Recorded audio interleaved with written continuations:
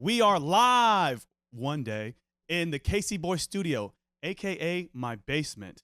Today we obviously have been taken over by Squid Game. I got my old merch on. I even have the socks I wore on Squid Game: The Challenge Season 1. They're a little crusty. They stink.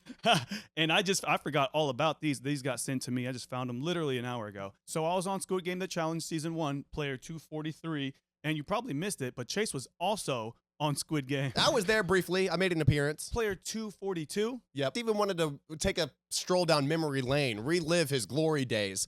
We've got some of your favorite contestants, starting with Zoe and Kurt, the dynamic father-daughter duo, players 369 and 370. Personal favorite. Personal favorites, very incredible, interesting characters. We've also got our boy Isaiah Zeke, player 410, a.k.a. the Cake Man, coming on. We're going to have some conversations with Dan, player 137. We've also got Grace, player 247.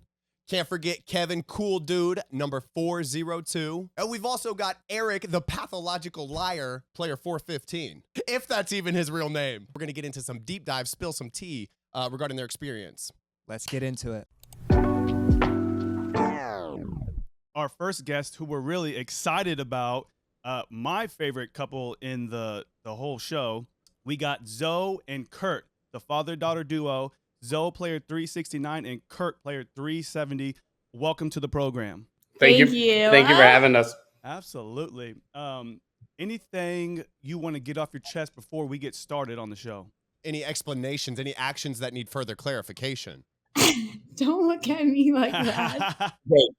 Okay, first and foremost, I do not eat squirrel. All right. Because we're in the show, it says I'm a squirrel tonight. All right. That was in reference to a guy who we nicknamed Squirrel Hunter, who caught the ball. And when he caught the ball, I said, "Oh, we're eating squirrel tonight." And they don't show him. So it makes it sound like I eat squirrel. Yeah, when you watch that scene, because I just watched it and I was like, I don't understand what that means, but whatever. And well, he's a squirrel hunter and eater. That's what I assume, but he's saying he's not. Yeah, that was weird. They didn't put any context behind that. Yeah. But quick question for you, Zoe. Yes. Did you choose the House of Cards? Excuse me, I got coffee in my throat. Did you choose the House of Cards game in the 6-legged race? Yes, I did. So we all got to choose. Why the hell did you? What I the know. hell? That's hard. Trust me, I tried it. It was hard. And all the other games were in the drama series. So those were games like that people practiced beforehand. And me and my dad were practicing all the other games. And I sucked at every other one. What? So then when House of Cards came up, my immediate thought was growing up, we used to, and my dad talks about it in the episode, but we used to stack sugar packets at the restaurant for him to keep us occupied. So I was like, I can do this one. No problem. You figured there would be some transferable skills, a foundation for the House of Cards. Yeah. Yes. So who would have known that stacking sugar packets comes in handy? Yeah. That's got to be a dad thing, because my wife's dad, he used to have his daughters. He told them the little the coffee packet things, the single things. He used to tell them if you shake it hard enough, it turns into the butter packets. And so the kids would be shaking it for like 30 minutes. Keep them busy at out dinner there. and lunch. That is funny. Oh, that's funny. Yeah. So, Zoe, I wanted to give you props because you were poised as hell. Were you meditating at one point, or how was you so calm during that? I was praying hard. Oh my God. I'm surprised because after your episode, I was watching the show with my daughter Aurora, and she wanted to do the cards. I'm over here shaking, just going against my daughter to beat her, nervous. And there's not even any cameras up in your face. It was no camera. I was more nervous going against my daughter than I was doing the Dalgona, the cookie.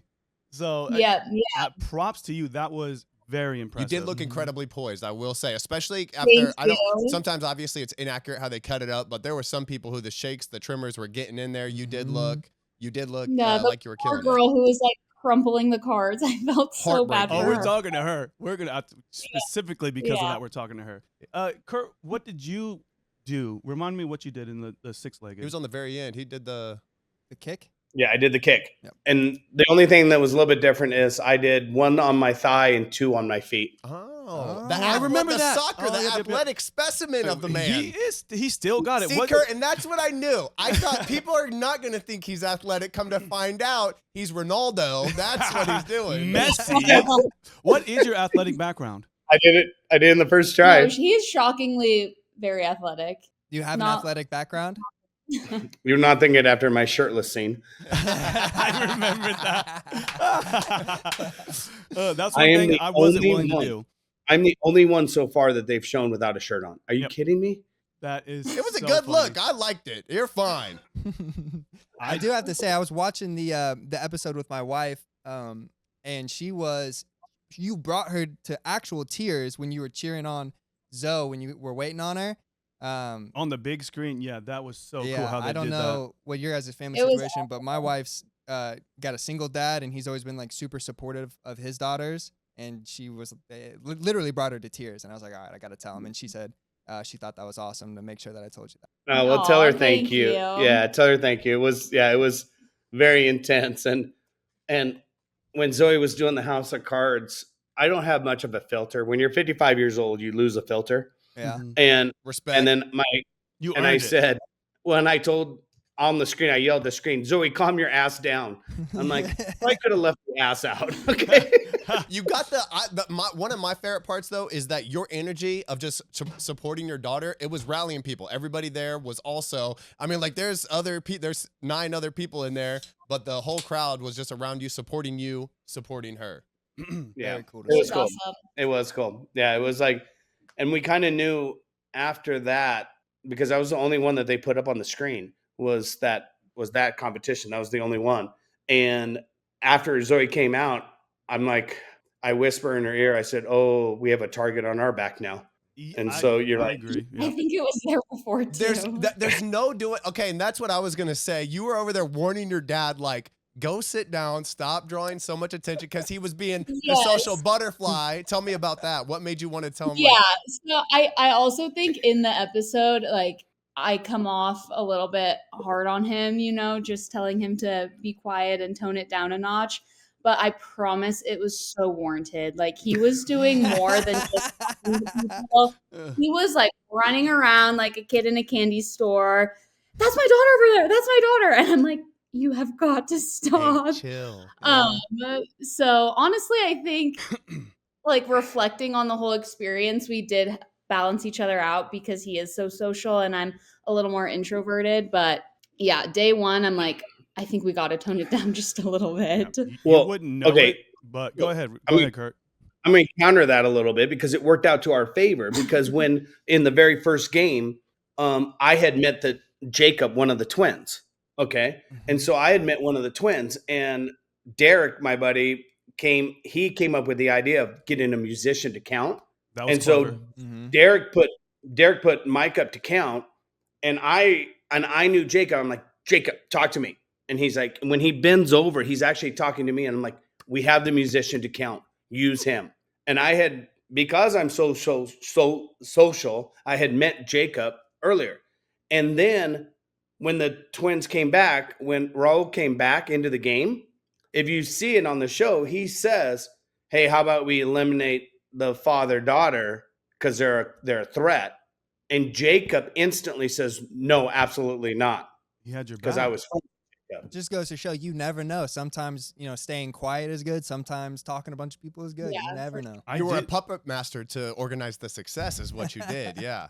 I did want to talk about the twins because, and I was curious, are they actual good guys? Or are they little shits like old girl said on the stage? What's your opinion on them? Honestly, like all my conversations with them, they're super nice, like guys. I have no issues with them. Rats think they usually just- are. I think they just rub some people the wrong way. Yeah. Like at the end of the day. When you play But to I win and want to definitely- win, that's how it goes, though. Yeah. Um, I thought they were great guys. I knew Jacob a little bit better than Raul, and I thought they were great. They were really, really nice to me. They were very supportive of Zoe. They obviously took us off their hit list, which was great.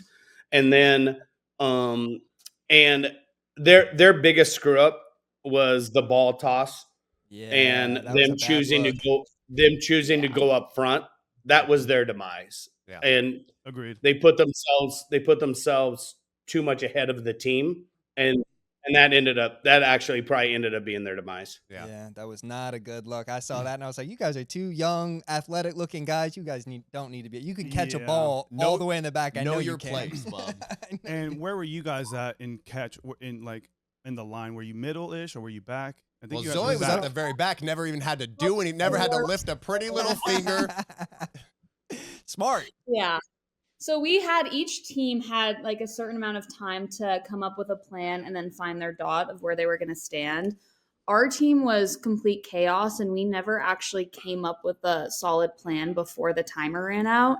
So the buzzer sounds and we all just run to a dot. Oh. And where I was standing, I was like, I can't make it to the front. So I just went as far back as I could.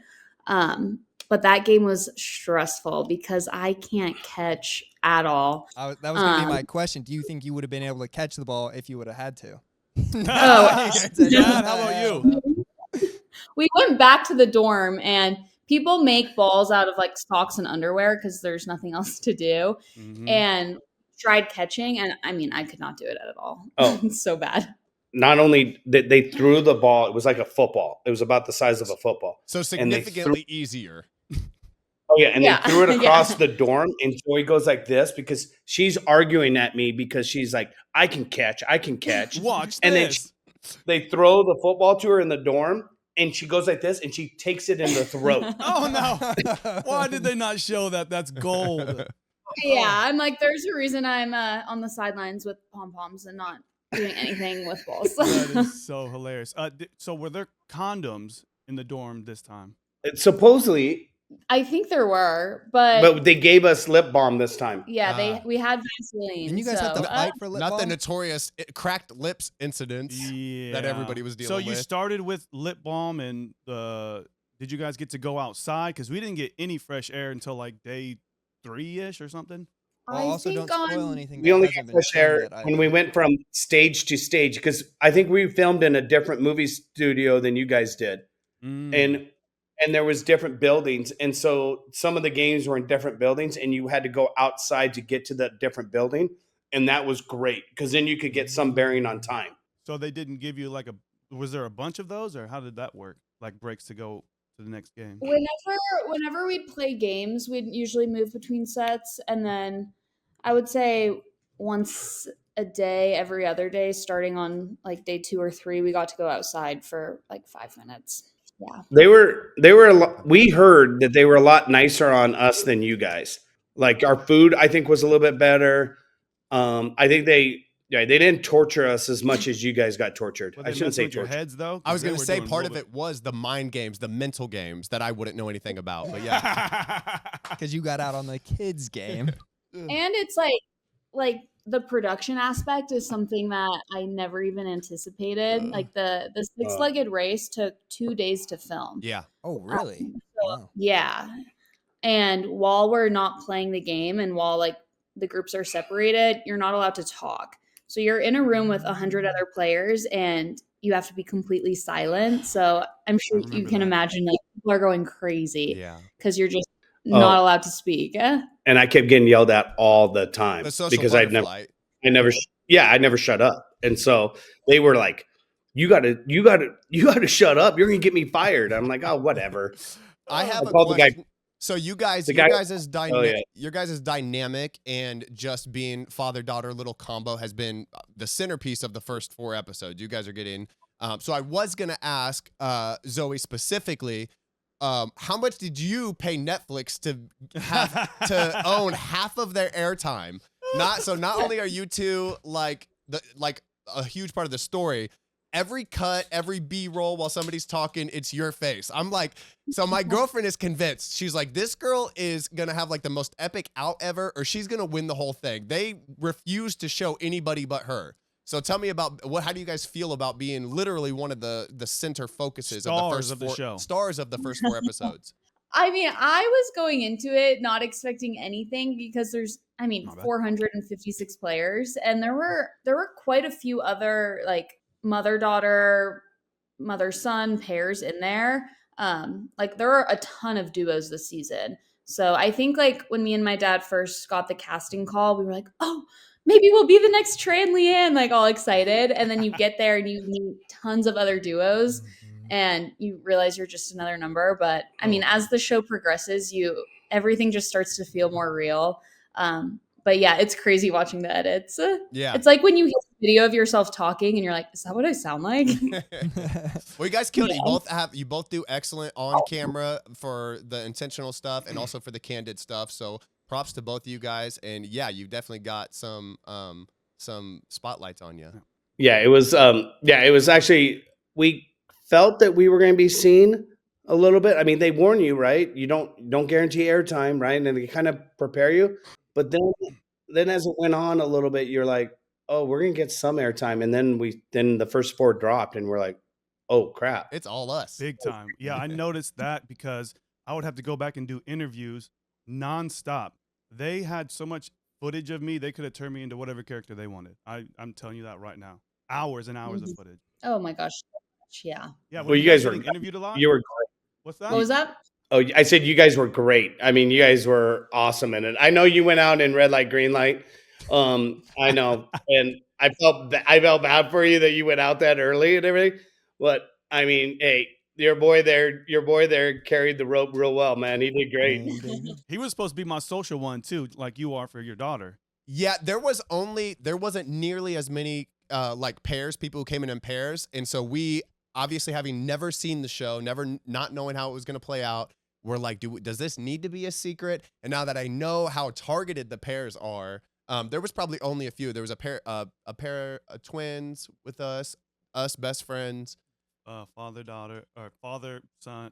But yeah, Jesus you Christ. could count them. There's just a few. Yeah, mother and son. There was one other. Yeah. Remember. So I It's think been 3 they years. realized they like the drama of it. They like the story of it. They like the way that it adds like a dynamic aspect to, okay, let's target these 2 people because they've got a partner with them. But you guys are absolutely killing it so far, and it's definitely making it more interesting to watch. Yeah, and I did want to discuss strategy because obviously I went in there as a duo. Most people wouldn't know it, but my strategy was going to be act like we don't know each other as long as we can, and you guys were the opposite, and it didn't feel like you guys were on the same page. Did you discuss strategy at all? Or did you just wing it? You want me to go a little bit? You can go, yeah. Okay, so there's a lot of comment about, okay, do we keep it secret? Do we not tell everybody that we're father, daughter? And I'm like, screw that. And I'm telling everybody because I'm going to be in the dorm. You didn't tell, you shouted. Yep.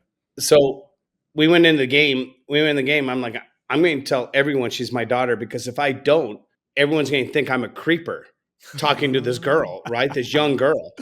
Oh, And that's a good so point. I'm like, hell no, I'm telling everyone so they don't think I'm some creep. Yeah. So yeah.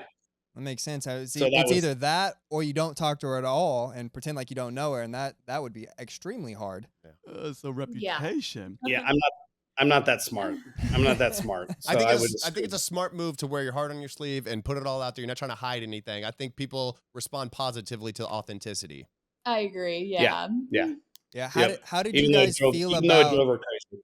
How did you guys feel about when you guys had to vote off the 4 or 5 players that were up there, and one of them was the musician guy that counted? That was a tough decision. I saw both sides. One, be nice, but 2, also like we're here to win. The less Player players. 89, that's the counter. 89. Yeah. That was tough. And he is like such a sweet, kind human too, so that makes it even harder. Oh, you could tell. But I think everyone's like mindset was that it is part of the game and there is only one winner, so they were gonna go out eventually. So easier to just do it then. Yeah, it was brutal because I had put him up there to count and then voted against him, which just was brutal. And I don't know if you saw, but when I walk up, I'm like, sorry, dude.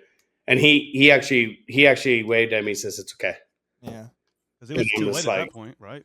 Yeah. But it was brutal. That was one of the lowest points of the whole game. Yeah. So That sucked. What's your opinion on the counting game and how all that played out? Because half the people didn't get to do literally anything. They didn't even get to play the game. They didn't even get to have an input for how it goes. It's just chaos, everybody yelling. Yeah, Luck- what did you luck think of the about draw. that? Crazy.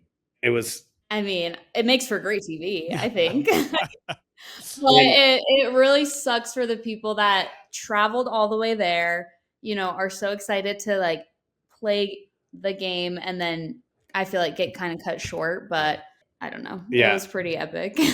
Yeah. And I was most excited at the end of that game than I was during the whole experience. That with that room when they said our name, our color, our red X, it was just, oh my God, are we going home or we're not going It home? felt like we won the whole game. Yeah. It was Yeah. crazy. Yeah, it really did. To be Right. off only 2 seconds out of 456 is incredible. That was I insane. grew up. I would do this thing growing up where I would stare at the clock, and right when it would change, I would start counting to 60 to see how close I was. And I would do within 1 minute, I would be off by like 1 or 2. For it to be off by 2 seconds is mind blowing. Yeah. Oh yeah. It was really cool too, because they kind of show it, but I don't think you get the full idea. But there were 2 musicians, and one guy was singing a song that's 60 beats per minute, and then the other guy's counting, and then there's people counting all the beats. But for them to be that in sync for that long, it was awesome.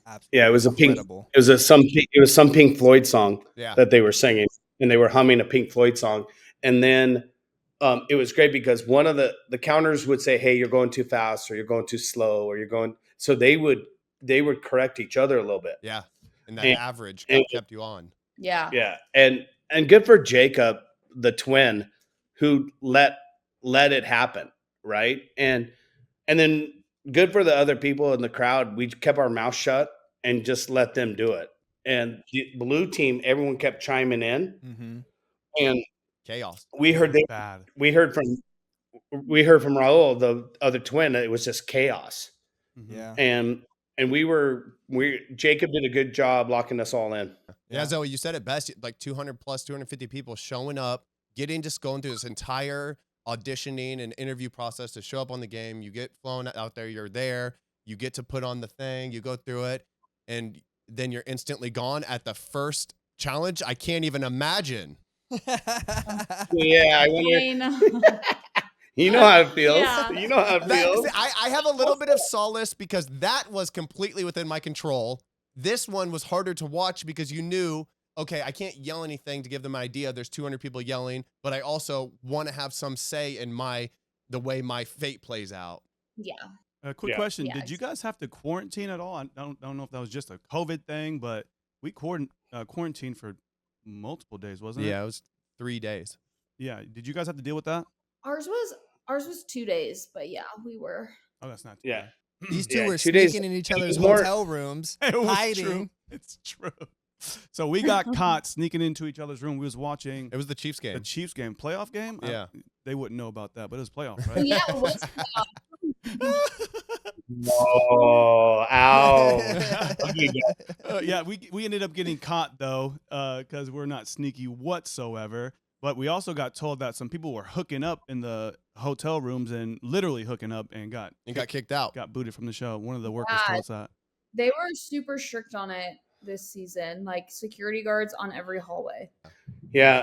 One of the contestants, Emily, she handed me fingernail clippers across the hallway, and they freaked out. We got disciplined for it. They were like, "You can't be doing that." We're like, "It's fingernail clippers." Oh. I was That's just crazy. I was trimming my beautiful nails. Did I mean, she come on. Did she bring them, or did you just not get a pair? No, don't she get- brought those. She brought those. Yeah. Paraphernalia from the outside world. Yeah. So Yeah. Chase and I would have got booted until we told them I was like, that's my girl. I came No, here no, no. with her. upper management told them that they're a duo. We'll let it slide, or else we would have got the boot. Oh, yeah. Yeah. So they were strict. It was just You guys got special privilege. we got special cheaters. privilege. But I wanted to get into the games. Mingle was easily my favorite game. The set was beautiful. The drama was crazy.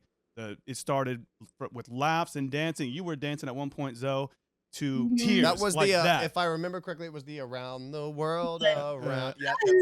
Yeah, that was real cute. So what was your guys' favorite game out of all, if you had to choose? They all kind of sucked. Which one was the least torturous? Oh, that's a good question. You I think felt of- so many emotions I've never felt before playing all those games. Like so many highs and lows. Mingle was definitely like the most traumatizing. Yeah, that game sucked. How long did it last? Yeah. The ball toss for me was probably my favorite game. Mhm. Just just because I got to throw to the oldest guy in the competition, Nico, Yeah. and so I I saw, chose to throw I to saw that. I was like, Nico. that's a brave man right there. Nico's the man. He is the man, and he was so calming to me because I'm asking him. I said, "Can you catch a ball? Can you catch a ball?" And he goes, "I haven't caught a ball in 20 years." Oh, And I'm like, Nico, and he goes, "Kurt, I used to play baseball. Just throw me the ball. Oh, I'll that's catch it. reassuring. He Just probably throw me lied, the but ball." that's reassuring. How old was he? Do you know? Did that ever come up? Oh, he His just birthday, was it? was it 70th or 80th? It was No, 70th. he's not 80. He's not 80th. 70th 60 birthday. or 70. wow. Rick Yeah, turns, because we celebrated his 70th birthday online. That's dope. Oh, very cool. And yeah, so- Rick turned 69 on the show. Yeah. Really? We did a little happy birthday song for him. Oh, was he lying about his birthday though? No, he Oh, okay, wasn't. good. Was it actually?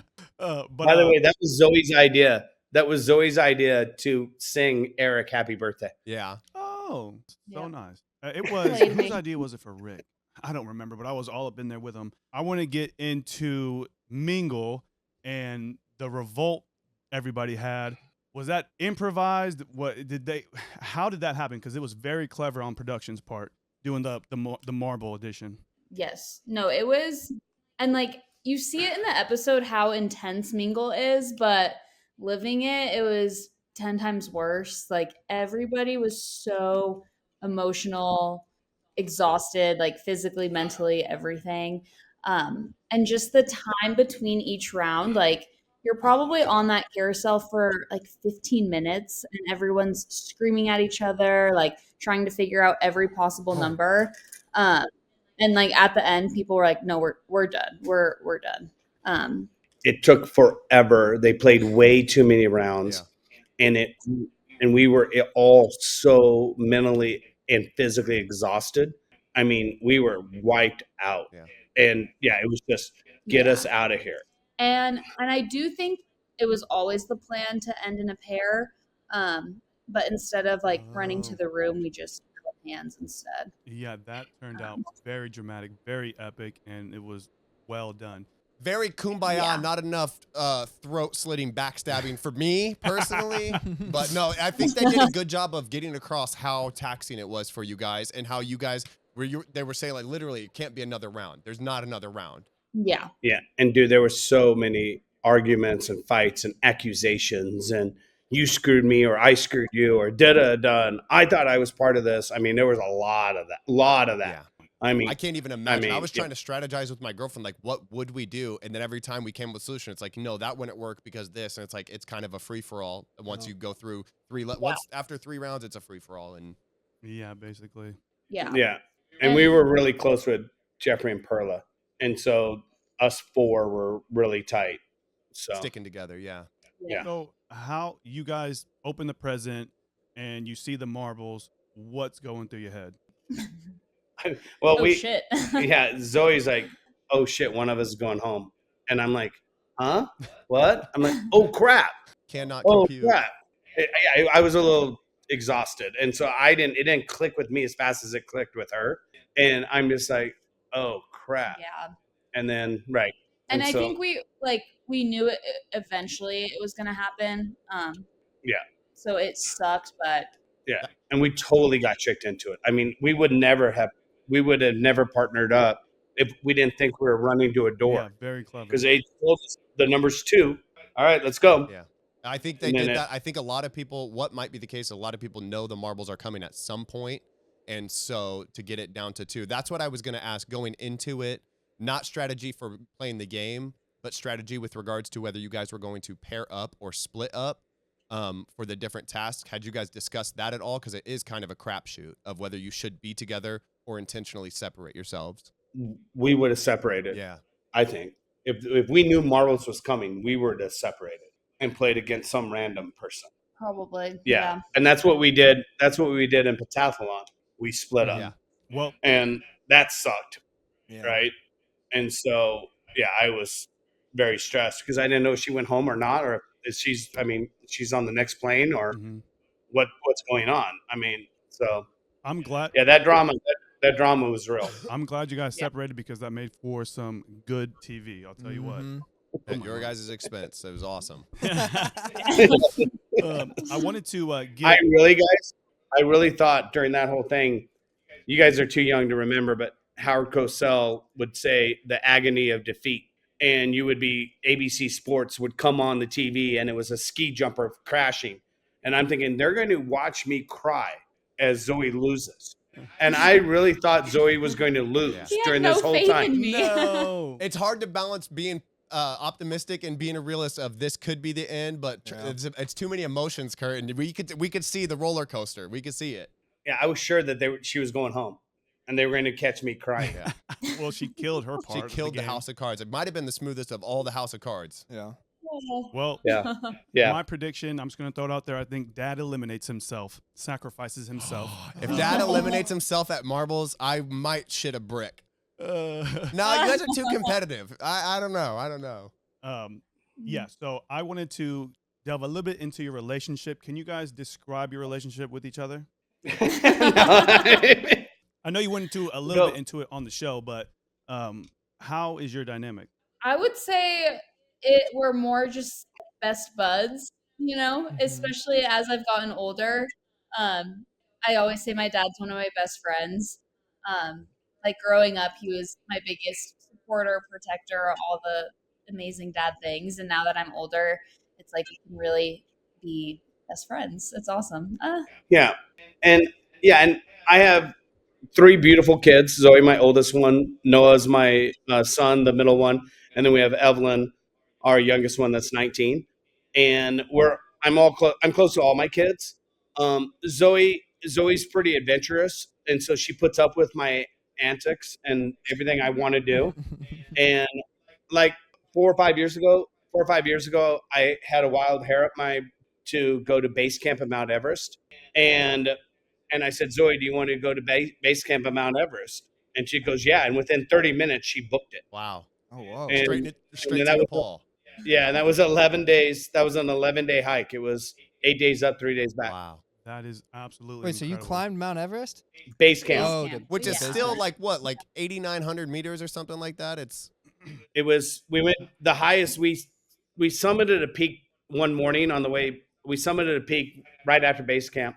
And that was 18,300 feet. Wow. Still an accomplishment. That's incredible. And just casual father-daughter combo going to climb Everest. Casual. I'm very casual. I wish and I hope that I have that dynamic with my daughter when she gets older. Please do. Yeah, when he was Yeah. cheering for you while you were competing in the six-legged race, whatever, when he was cheering and was getting everybody on there, I was thinking, must be nice. A dad that loves his kid. I wasn't jealous. I was fine, but it was good to see. It was good to see. Yeah. Kurt, you might be my honorary father moving forward. I don't know. Yeah, I have a deadbeat dad, and he thank has you. a dead dad. Everyone called him dorm dad. Yeah, everyone. Yeah, all of the younger group in the whole dorm they called me Dorm Dad. Dorm Dad. That was my nickname that they gave me. And so, and so I just embraced that. That's very And cool. and it was great. And Zoe puts up with me. I'm a lot. All right, my personality is a lot, not for everybody. And so Zoe helps keep me in line. And so Yep. yeah, I'm the firstborn daughter, and I feel like that shows. Yeah. The Wrangler. Yes. Very much. Yeah. Can we get Chase and I, because we have daughters, a piece of advice from both of you on how to keep a good, strong, healthy relationship? you go. We both have 2 daughters, by the way. I forgot. 2 daughters, both. Both of us, yeah. Aw. How old are they? I've got an 8-year-old, and his daughter's about to turn 8, and they're best friends. And then I just have a newborn who's 1 month, and his younger daughter is 3. And then he has a son that is 10 months, 11 months. You got it down better than Wait, me. that's adorable. That's adorable. Yeah, what you got for us? Help us. Okay. Just guide them, encourage them. Even like you never want to squash their personalities. All right. And so I believe that I raised a very strong daughter. I mean, obviously, she's an NFL cheerleader. Mhm. She's super competitive, always has been. I mean, in high school, she'd get home from dance at midnight and she'd be up at 4:00 the next morning, all No, through high thank you. school. So right. And so she was always extremely driven, and we just encouraged that. My wife is the ultimate mom and was just always there for the kids. We were fortunate enough we were fortunate enough that she could be a stay-home mom, and so that went a long ways, I believe. And yeah, and my kids are very independent. They're very inappropriate. They're very funny. Say stuff that they shouldn't say, and it's part of life. But we have fun. We have a lot of fun. Oh, my name's Zoe. I grew up with 2 parents that love me. Whatever, dude. Must be nice. I know. I am like truly lucky, and I think in Squid Games, like that just also was such an eye-opening experience. Like how fortunate I am to have a supportive, loving father, because so many people come from a lot different backgrounds. And to answer your question, like growing up, both of my parents are so supportive and encouraging. Like I never felt like there was something I couldn't do or try or any goal I can go after, because they always had my back no matter what. And yeah, I think that has made me who I am today. And That's awesome. So you guys feel like the experience that you got to do together brought you closer, even more so than Everest, probably? yes. Yeah. Oh, and by the way, guys, just so the record's clear, it was my idea to apply for Squid Game. Dads have the best Zoe ideas. Love it. Zoe didn't even put the application in. I called her up after your season, and I said, "Hey, I think it would be cool if they did a father-daughter like Trey and Leanne, Sure. but flipped it." Yes. And so I call her up, and she goes, "Oh yeah, I'm in." I said, "Okay, I'll send you the link. All right, put the application in." And she goes, "Okay." 10 months later, I get the call, and they do an interview with me. And at the end of the interview, they said, "Get Zoe's application in." And I go, "Oh no, she did hers." And they're like, "No, she didn't." And I called Zoe. I said, "Zoe, remember that Squid Games application?" And she goes, "Did they call?" And I go, "Yeah, they called." And she goes, "Okay, I'll do it right Oh now." my God. It's it's everything. Kurt, you're a freaking genius, dude. It's literally everything they would want. You've got a talkative, active dad, the good guy that everybody wants to be around. You've got a hot daughter. Let's go on this show and let's freaking do something. He knew ahead of time, and you're dead weight. He's carrying the team. family. Yeah, totally. And now in the show, I'm total dead weight. Everything is about her. Yeah. Everything is That's how about it Zoe. goes. Zoe's on every other scene. Yeah. And here's Dad just tagging along. In there. Did you tell the Everest story during your interview? Yep. Yeah, I was gonna say that brilliant. story alone probably secured the application. They They're said, like, let's oh, get yeah, these bring them fuckers on in here. here. Yeah. That's awesome. Yeah. Yep. Me and Steven interviewed for Squid Game season 2. They didn't want us on. They didn't want nothing to do with Kyle. They didn't want sisters on the show? No. No, we're kissing cousins is what it is. Yeah. Did they have any? Did you know if they had any season 1 players on? I thought I heard that there was a few. No. They say so there's No. casting going out for season 3. That's what I heard, that they might have some. I applied. I said, here's a redemption, you guys. I'm a young athlete still.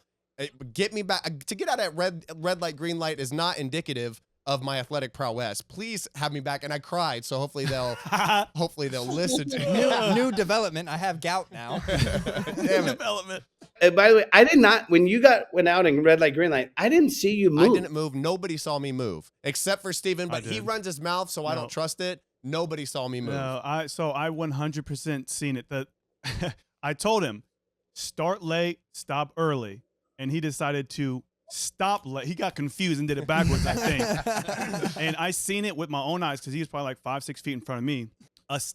A slight half step after, or when the music went off, and I was like, "Fuck." You knew it. And then it was like, what, 5-10 minutes after that, you got zapped? Yeah, and I mean, just like how you guys know how the games go, they gets cut and condensed, and you know what was a full literal day of shooting, they got it down to half an episode, and it was just hard, and I'm a bitch is all I'm saying. That's literally all I'm saying. How long would you guys have to hold that pose? God, Minimum like a half hour. It was upwards of between a half hour and an hour. It was incredible. Oh So my there was one girl specifically, if you rewatch season 1, there's one girl specifically got caught in this number. Why did I squat? Oh, Yes, yeah. yes. Like, why did I squat? They did her so dirty. So I could see this girl from where I was. I could see her. She held that full squat position for like 20 minutes. I was mind blown at how long she was there. And then they did her so dirty on TV. I was like, that's better TV to show that she was there for a long time. But For so long. Yeah. Yeah. But you guys know, and I'm Yeah. glad you got to experience firsthand going through the process is vastly different from watching people go through the process or even watching it play back of like, well, yeah, that was it, but it was way more to it than that. 100%. Oh, 100%. mingle. Yeah. Way more than they captured. Well, here's a random question that just came to my mind. The count game, and after that, everybody got shot and laid down, acted dead. We weren't obligated to fall down and play dead. How did they get 200 something people that just got played to lay down and act dead? Did you guys contractually obligated to? Nope. No, No. I actually have no idea. I think they just say like if you play dead, you have a better chance of being shown on TV. Yeah. So there was a couple good flops. There was a couple good.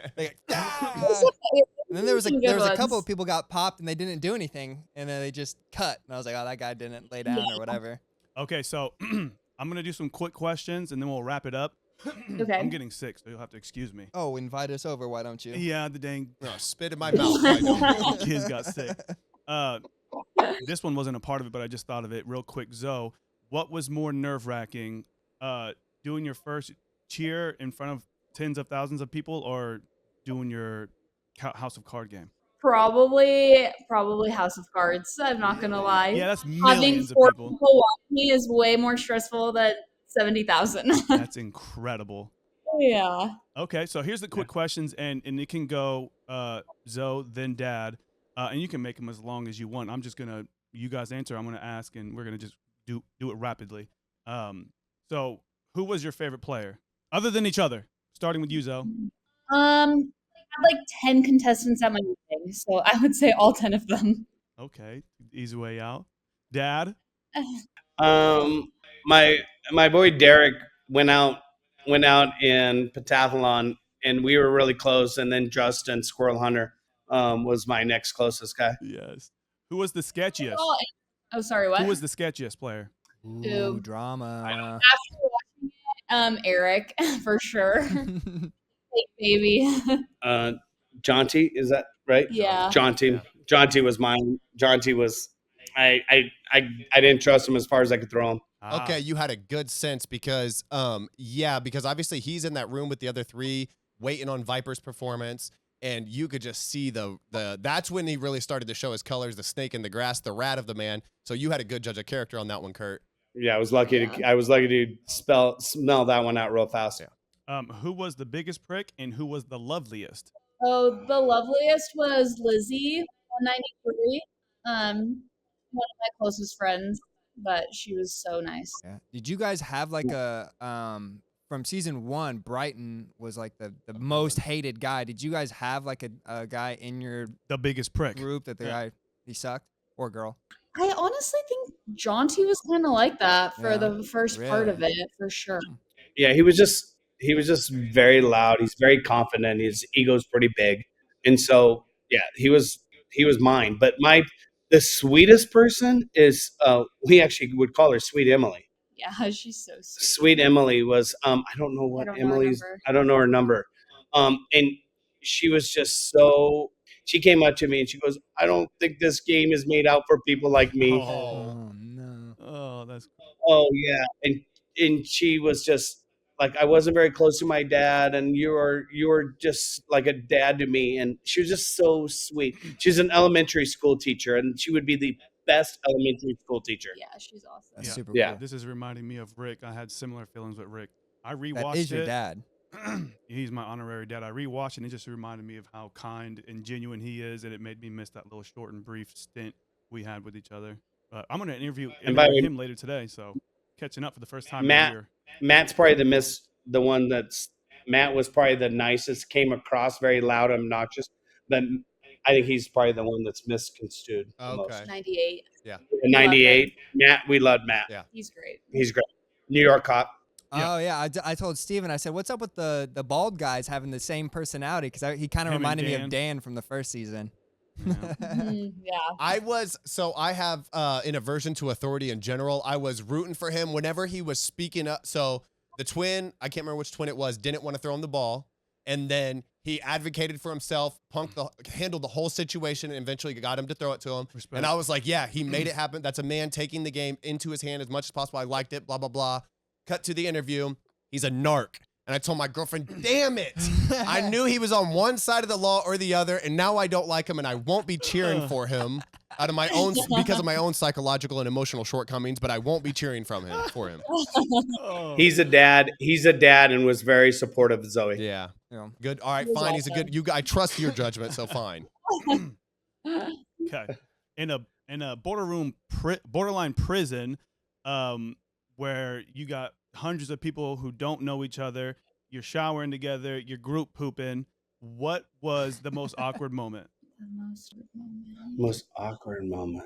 All right, put yourself back into the situation, Kurt. Your shirt's coming off. What happens Who next? tried to jump on you? I was just sleeping. I got hot. I took my shirt off. I didn't know there was a camera on me. I wasn't gonna make an inappropriate joke until Steven told me I should, and you said your kids were inappropriate. So my girlfriend smacked me because you had your shirt off, and I thought, oh, it's a family thing. Maybe Zoe will take hers off too. And my girlfriend hit me, and so Oh, I got very smacked good. for that one. But I was just wisecracks. That's all it was. Respectful wisecracks. Most awkward It can be moment. conversation, experience, anything. Oh, my most awkward moment was the first night I had to move because there was a snorer, and I moved across the dorm, and I'm a very light sleeper, and I hear moving around, and I look over, and I just have my pillow over one eye, and I look over, and I see this lady, and she's older. I don't even know if I told you this. She's kind of older. She's like looking around. No one's up, and she takes off her shirt and then puts on another shirt, and I'm like, Oops. hi. Kurt, you pervert. Yeah. Avert your eyes. There's a restroom. I'm like, yeah. I'm like, oh no, yeah. And I just like rolled over. I'm like, oh yeah, That didn't don't happen. Need to see that. Yeah, I didn't need to see that. Yeah, Right. She wasn't waking up in the middle of the night to go to the bathroom. She's just quick-witted. I respect it. Yeah, respect. Zoe, Yeah. what do you think? So I would say this is just my dad acting like a kid. He takes his pillow, he's shoving it, like wiping it on his butt, and then shoves it in one of his buddies' faces. Respect. Like they're acting like 5-year-old boys, my and I'm like, It's a slumpy party. Hey. That's hilarious. Yeah, that's good stuff. Kurt, you give me hope that I truly will never grow up. yeah, never. Yeah, No. I always think I'm 18. Yeah. All right. good way to so, share with us your best memory and worst memory. I would say my highlight of the whole Squid Games experience was like being reunited after pentathlon. Definitely the highlight for me. Worst experience was Mingle. It got so intense, and there were a couple points where like we were really yelling at each other that weren't fully shown, probably for the best. Right. But just how emotional that was. Obviously getting reunited with Zoe when she won, that was by far the happiest. And me throwing to Nico and Nico catching the ball. That was, to me, that was huge for me. Yeah, that was beautiful. The worst was voting for Mike. Yeah. Voting for Mike was brutal for me. Yeah. And then seeing Derek get eliminated. Not seeing it, but hearing about it when they came in the dorm. I'm like, "Where's Derek?" And he's out. And kind of like when you saw him get eliminated in red light, green light. No goodbyes. like, Too shit. bad I couldn't even budge to react. I had to just stand there. I literally wouldn't have done the show if he didn't come with me. I told the producers, I was like, because someone reached out to me and they was like, "Hey, you interested in applying for Squid Game?" I was like, "What the hell is this?" I thought I'd get back to you. I talked to Chase. I was like, "What is this? Tell me about the Squid Game," because I hadn't seen it, which I still haven't seen the whole first season. I got kids, so it's hard to watch. But I told them, I was like, "Yeah, I'll do it, but I don't do literally anything alone. I'll do it if my buddy can come." And they said, "We just so happen to be doing duos. Tell them to apply," and then we did it. And we obviously made The it. connections you make are certainly real. And I was going to ask, do you think that, because I know there's still people that I talked to from, this has been 2-3 years ago. Do you think you made any lasting friendships? Absolutely. I talk to a lot of players pretty regularly, like Perla and Jeffrey, the other duo, like some of our closest buddies. A few that got out pretty early, unfortunately, but we talk all the time. There were like 4 of them in Arizona last week watching the premiere with my dad. That is awesome. Yeah. Yeah, we had a girl from Delaware that fly in. Derek and Steven from Texas flew in for the premiere in Tucson with me. Zoe had like 10 of them at her wedding. That's awesome. That was 5 months ago. 5 months ago. Congratulations. Yeah. Thank you. Yeah. So no, we definitely made some lifelong friendships. That's amazing. Yeah, it's not really. They were saying at the end when we were getting kicked out and getting ready to leave and say our goodbyes, they were literally calling it trauma bonding because it's like it's kind of an emotionally heavy thing that you went through together with random strangers. Yeah, absolutely. Yeah. Yep, absolutely. I made a comparison. If your best friend, if you spend 1 hour a week with your best friend, which is a lot, that would be 52 hours a year, right? Mhm. Well, we just spent 24/7 with these people for many, many days. Yeah. So it was instant friendship. Yeah. And like, right? That makes perfect So- sense. The same thing I said when on the cruise. Oh yeah. I met my wife on a cruise ship, and I told Chase, I was like, think about it, I just spent a week, 7 days with this girl, 24 hours a day. I was like, that's like 3 years of dating. Yeah. Crazy. Yeah. It is. Crazy. It's to the think same about. kind of thing. Happily ever after looking Right. ass. Aw. She was trapped. She was trapped. She couldn't get off the ship. Right. She tried jumping overboard at one point. I threw her a life vest and Kyle brought her comes back and in. saves her. She's like, "Get off of me!" Oh God, but we digress. So can we get and answer this as fast as you can? Each of your biggest regret, and would you redo it if you could? He's got something. My biggest regret is I would have never paired up at Mingle. Yep, that's my biggest regret. I would never paired up with Zoe at Mingle, right? When it came down to 2. What's yours? Mine is yet to be shown, but I'm sure as soon as you'll see it, you'll know. Okay. Yeah. TBD. TBD. TBD. That's Tuesday, right? Is the Tuesday, yeah. Okay. From my experience, the pastor's child is always the bad apple. Was, in your opinion, player 24, Peter, a bad apple? was he the guy that got The haircut. You'll know the guy. he got the disadvantage? No. With my Mhm. sister. Oh, Peter was hysterical. Yeah. Dude, he was so funny. He's funny. He's such a dry sense of humor. He comes up to me out of the blue, walks up to me, he says, "Yeah, I didn't like you." And What a dog. And I'm like, "Okay." He goes, "Yeah, but you've worn on me. I think you're good." Thanks for the assessment, And then Peter. he just randomly walks off. And I'm just like, "Okay, are we good? Is We're that- not good?" I don't know. But we actually ended up hanging out quite a bit, and he actually was super funny. Just super dry, awkward sense of humor, which is so Yeah. funny. This is the same guy that told one of the twins that, oh, had I gotten, I would have voted you off. Yeah. I was like, Yeah. damn, just laying it down like it is. And I'm sure you saw in his interview, he said, "Yeah, I'm going straight to hell." Yeah, that's hilarious. Yeah. Oh. That's funny. Okay. Yeah. So I know it's only been 4 episodes for us at least. If you got called tomorrow to go back into Squid Game, the challenge season 3, would you do it? I'm talking I would do leave. it. I would do it. I mean, she I booked would a do it. trip to Mount Everest in 30 minutes. Of course she would. Very good. Yeah. Yeah, I would do it. Yeah, we would do it again. For sure. It's so much of it's based on luck, so you have no idea, but I would definitely do it again. Very Yeah. good. Yeah, same. I would agree. Yeah. Too Um, bad they won't accept my application. Okay, so this is gonna pretty much wrap it up. But before we let you go, why don't you guys tell us who you are, other than your player number, and what's your message to the world? Oh, Oh that's man, such a loaded question. Jesus. You're gonna drop that at the end? Okay. What our message to the world? I'll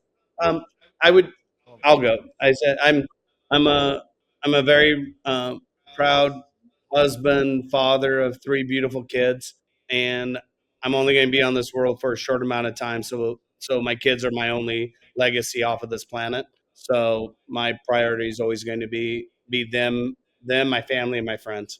You're a beast. Yep. Wow, that's beautiful. I cannot top that. I say an affirmation. I do affirmations every day and have for 30 years. Oh, wow. I end with the same affirmation, and I'll say my last affirmation. I am thankful to God for all the blessing He's bestowed on me, my family, and all my friends. Beautiful. 30 Yeah. years of affirmations, the dedication, the discipline. That's incredible. Every Yeah. single morning That's on incredible. the way to school with the same guy. With the same guy. That's So- awesome. Yep. Who That's is super good. Zoe? Mr. Darren Kong, I'll give him a shout out. Mr. Darren Kong, my affirmation partner for 30 years. Absolutely You guys- beautiful. Yep. You want to do affirmations with me? I've started doing my affirmations too. discipline in They're my on life. my lock screen. Yeah, that's good. That's powerful. It's Yeah. manifestation. I need to get into that. Zoe Stinson, who are you and what's your message to the world? Well, I'm Zoe. I'm. Oh my gosh, you guys! I can't do this. This is too much You got it. pressure. You got it. It could be short and simple and sweet. My name is Zoe, and my message to the world is just to live every day to the fullest because you never know what's next. I love it. That's very good. I was gonna say take risks. You seem like a risk taker. I feel like a lot of people are scared to do the things that you've go to Everest, sign up for a TV show. Yeah, exactly. And you got I signed. you got yeah. Well, sometimes you have to dress. The kids don't know what's best for them. You have to make them eat their every day. Yeah. Life is short. There's so much to see. Well, you guys are amazing. The dynamic between you guys is literally beautiful and wonderful, and something that Steven already spoke on makes me want to be there for my daughter and make sure that when she is Zoe's age, she chooses me as a friend when she no longer needs me, to take care of her. And Kurt, I appreciate you guys' you making sure that the show happened for you and how you guys represented yourselves. I think it was really beautiful. Well, thank you for having us, and so nice to meet all of you. Yeah, thank you for having us. Take care of those kids, guys. That's all you have, all right? Yes, sir. Thank Absolutely. you. Pleasure talking to you, and thanks for the inspiration, Dad. Today, we've got Isaiah Cake Up Brooks, player 410. Caked up. And we ain't talking booty cheeks. We're talking actual sir. cake. We're talking layers and icing, Bubba. My name is Steven. I'm player 243 from Super pause. Yeah. I'm the one with the cake in there, bro. the Real Cake talk. Guy. I'm Steven, player 243 from season 1. My name is Chase, and I'm player 242 from 3 seconds of season 1. And my name is Kyle, and they didn't accept my application. So The reject. Isaiah, 3 extremes. do you want to be called Zeke or Isaiah? I can't. Yeah, Isaiah's great. Okay. Yes, so, sir. hey, nice to meet you, man. How have you been since recording the show and seeing yourself on TV? Man, I've been on cloud 9, brother. I'm not going to lie to you. Like, just this whole experience, the community aspect, and just like, everything in hindsight, even remembering old memories, all of it, it's just been so cool for me. And like, I love every aspect of it. Like, even returning home has been great. So it's been a blast, man. Very cool. So tell us briefly about yourself, what you do, who you are, and whatnot. Yeah, man. So, my name's Isaiah. I'm from Indianapolis, Indiana, player 410, proudly repping this city. I make beats, I do music, I do engineering, I DJ. So I'm really in the music side of things. And that's why I went on the show, man. This opportunity presented itself. And I'm like, what better way to push my brand forward than to get on arguably the greatest platform ever for media, which is Netflix. Yeah, hell yeah. yeah, definitely a great opportunity. Agreed. And it was a pleasure meeting you, man. All right. So we're going What's to that? get right into it. What is your opinion on the half of the cast that didn't even get to play? So the cast that didn't get to play, I don't know, man. Like for me, that's hard because it's like a lot of it wasn't even in their hands. So it's like they had no chance to like defend themselves or nothing. So that's a real hard one. It's like, do some of them deserve to be in that position? Maybe, maybe not. But at the end of the day, it's not fair. I would have been mad if I was on the O. Oh, so. I would have been pissed. And the thing is, I hated that aspect because, at least for us, we got to fight for our spot on the show. He didn't put up much of a fight himself, but you wouldn't know it. But me and him were partners. We went on the show together. He just lasted a couple seconds and then was out of the game. That's my milieu. That's what I do. Is I don't last long. Man, he was out of there quick. You still talking about the game? Yeah, red light, green light. That's what we're all saying the same thing. All right, so Totally, but yeah, you're right. totally. You're absolutely right. The pick a X or an O, and just to pick wrong, it's not even in your control. You're absolutely right. It was pure bad luck. Yeah, terrible luck, terrible luck. I felt for those guys, man. A lot of them were my friends too, so that was hard to watch that, on the other side, even in the midst of You guys were already becoming homies before that. Had enough time to get to know each other and start making connections even before the very first game.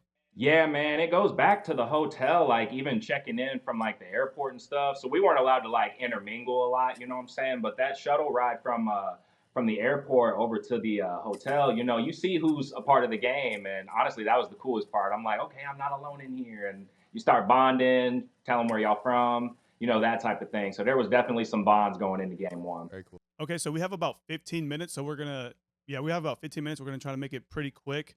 So can you quickly tell us about the cake moment, the iconic cake moment? Man, so I seen the doll as an opportunity to like, push myself forward and like get in the limelight a little bit. I'm thinking the money, I'm thinking win, but I'm also thinking camera time too, because it's a great show. So I get the cake and I'm like, let me divvy this out to everybody, which is what I would have did honestly if there had been no cameras rolling. That's just the type of guy I am. So we ain't had sugar in 2 weeks. So I'm like, let me get some sugar out to people and kind of uplift spirits here. Yeah, that's what I was trying to understand is even if there's no cameras, you're gonna share the cake. That would be weird if you just sat over there and hoarded a cake. And then how were you feeling? Obviously in the interview on the show, you go into it, but Natalie's vibes were incredibly weird throughout the whole thing. What were you thinking when that was going down in real life? How was it making you feel? Man, as it's going down in real life, I'm like, if I can get her gone, so be it. Like, negative vibe out. Like that was my whole thing was like, I don't like negative energy. And she was kind of giving off like negative backstabby vibes. And I'm like, if I can get her gone, I'll get her gone. But honestly, I'm the one who convinced her to pick a random player. Like that wasn't shown, but I convinced her to do that. Oh, very cool. Kind of seemed like her idea. But that yeah, was me. what'd you say to her? Because it did seem like just in the final edit that it was kind of random, and she explained why, but it did seem like, oh, obviously she's going to go for 410, and then she didn't. What did you say to her to make that happen? Exactly. I've been asked this a lot. So boom, it doesn't show it, but she comes over to my bunk. So as I walk away, when she does that like evil grin or whatever, she ends up coming over to my bunk. She's like, well, why'd you give me the doll? Why'd you do this? And like is kind of aggressive about it. And so I have to like kind of lie on the spot. And I'm like, listen, I gave you the doll because I feel like you'll be fair. You'll pick somebody not liked in here. You'll pick somebody that like you don't know. That way you don't ruffle feathers. I'm like straight reverse psychology with her. Man. Genius. So, like, I hit her with that. High IQ plays, Isaiah. Yeah, that worked out in your favor. You out here playing chess. She was playing tic-tac-toe. Straight up, bro. Like, this is the Squid Game. Like, you got to survive by any means. But I'm not a liar, man. I'm telling her facts. It's just the way you tell them. You know what I'm saying? Respect. It worked out in your favor. You brought an interesting. Absolutely. She did what I said. Yeah, it worked out perfectly for you. But you brought an interesting vibe to the show. You was like super positive, encouraging, and saying there's no tricks. Just have some cake. We're all just people. Why did you do? I feel like I know why, but to the people, why did you do that? Why did you find that necessary? I just felt that in that moment, I could have contributed to a negative vibe in the dorm or a positive one. So a negative would have been, I keep the cake. I'm in the corner. I'm feeding my face straight big back in the cake, y'all. Like, I could have been doing that, and it would have been great, but I'm like, I want to contribute to the positive because that's just the kind of guy I am. Like, not like push myself over somebody else necessarily, but I just wanted everybody to have a good time. And like I said, we hadn't had sugar in 2 weeks. So I'm like, if I can share this lesson, I'll do that. And I'd do it again. Yeah, that was a good move. I think it was definitely a good move. One second, Isaiah. We're having some audio issues. All right. Sorry about that, fellas. Wow. We're all good, dog. All right, I'll get into it. Yeah. You mentioned you come from a broken family. I myself come from a very broken family. Chase comes from a strange family. My family was mainly broken by my dad. Can you go a little bit deeper into your relationship with your dad? Yeah, I'm happy to do that, man. So for starters, like, I just want to get it out there. My pops and I, we have a great relationship. We have a great friendship, a great understanding, which is why I really felt like, compelled to talk about this, on this platform. Was I felt like other people have gone through this, and they would find my story inspirational. And just to see what it looks like to come out on the other side of it. We're not estranged. We're not bitter. I'm on the other end of it, and I can acknowledge that. Do you think where you're at now with your father, is that because of what you've done as an adult, or did things just work out better, him maturing, you maturing type deal, or what do you think? Honestly, a little bit of both. As I grew older, I was able to face some things with that. We even had a discussion several years ago where I like essentially forgave him for everything. So we had that conversation. We've had multiple conversations similar to that. So it's been a long time coming. You got to grow that relationship if you want to. So that takes time, Yeah, it's super dope. I think a lot of people grow up and hold a lot of resentment and can't have those tough conversations to move forward. And I think that's super dope that you're able to do that. Yeah, I mean, some relationships just aren't repairable, unfortunately, and some aren't possible to be repaired because of dead dad. Yeah, my dad fucked around and died on me, so you got to make amends while you can. Yeah, But I think it's dope though that you. You can't set me up to laugh at something like I make more jokes that. than Come anybody, on, but I'm bro. being for realizing I think you saw the opportunity to have a story, part of your truth that people could actually connect with and get some value out of, and I think that's a beautiful thing, bro. That you brought it up, and yeah, that's dope. And to get people to like you and say, man, it's a real motherfucker right here. Can we get a little? I bleed real, man. That was my whole thing. Can we get a little bit of advice on how to keep a strong relation? You got a little bit into it, but to the people who have daddy issues, what's a good piece of advice to improve that relationship? I'd say to like grow your relationship with like a father figure and you're like struggling, you got to get comfortable with yourself. You can't let other people's opinions like sway your value. I think I even referenced like scoring 10 points and in your mind thinking you should have scored 30. You got to like break down that way of thinking, like the I'm not good enough. So it starts there, because if you can think you're good enough, then you think you're good enough to approach the situation and grow the relationship or walk away from it. If you're good enough, then you can do either or. So that'd be my advice. Find the way to make yourself feel and know that you're good enough outside of the shit.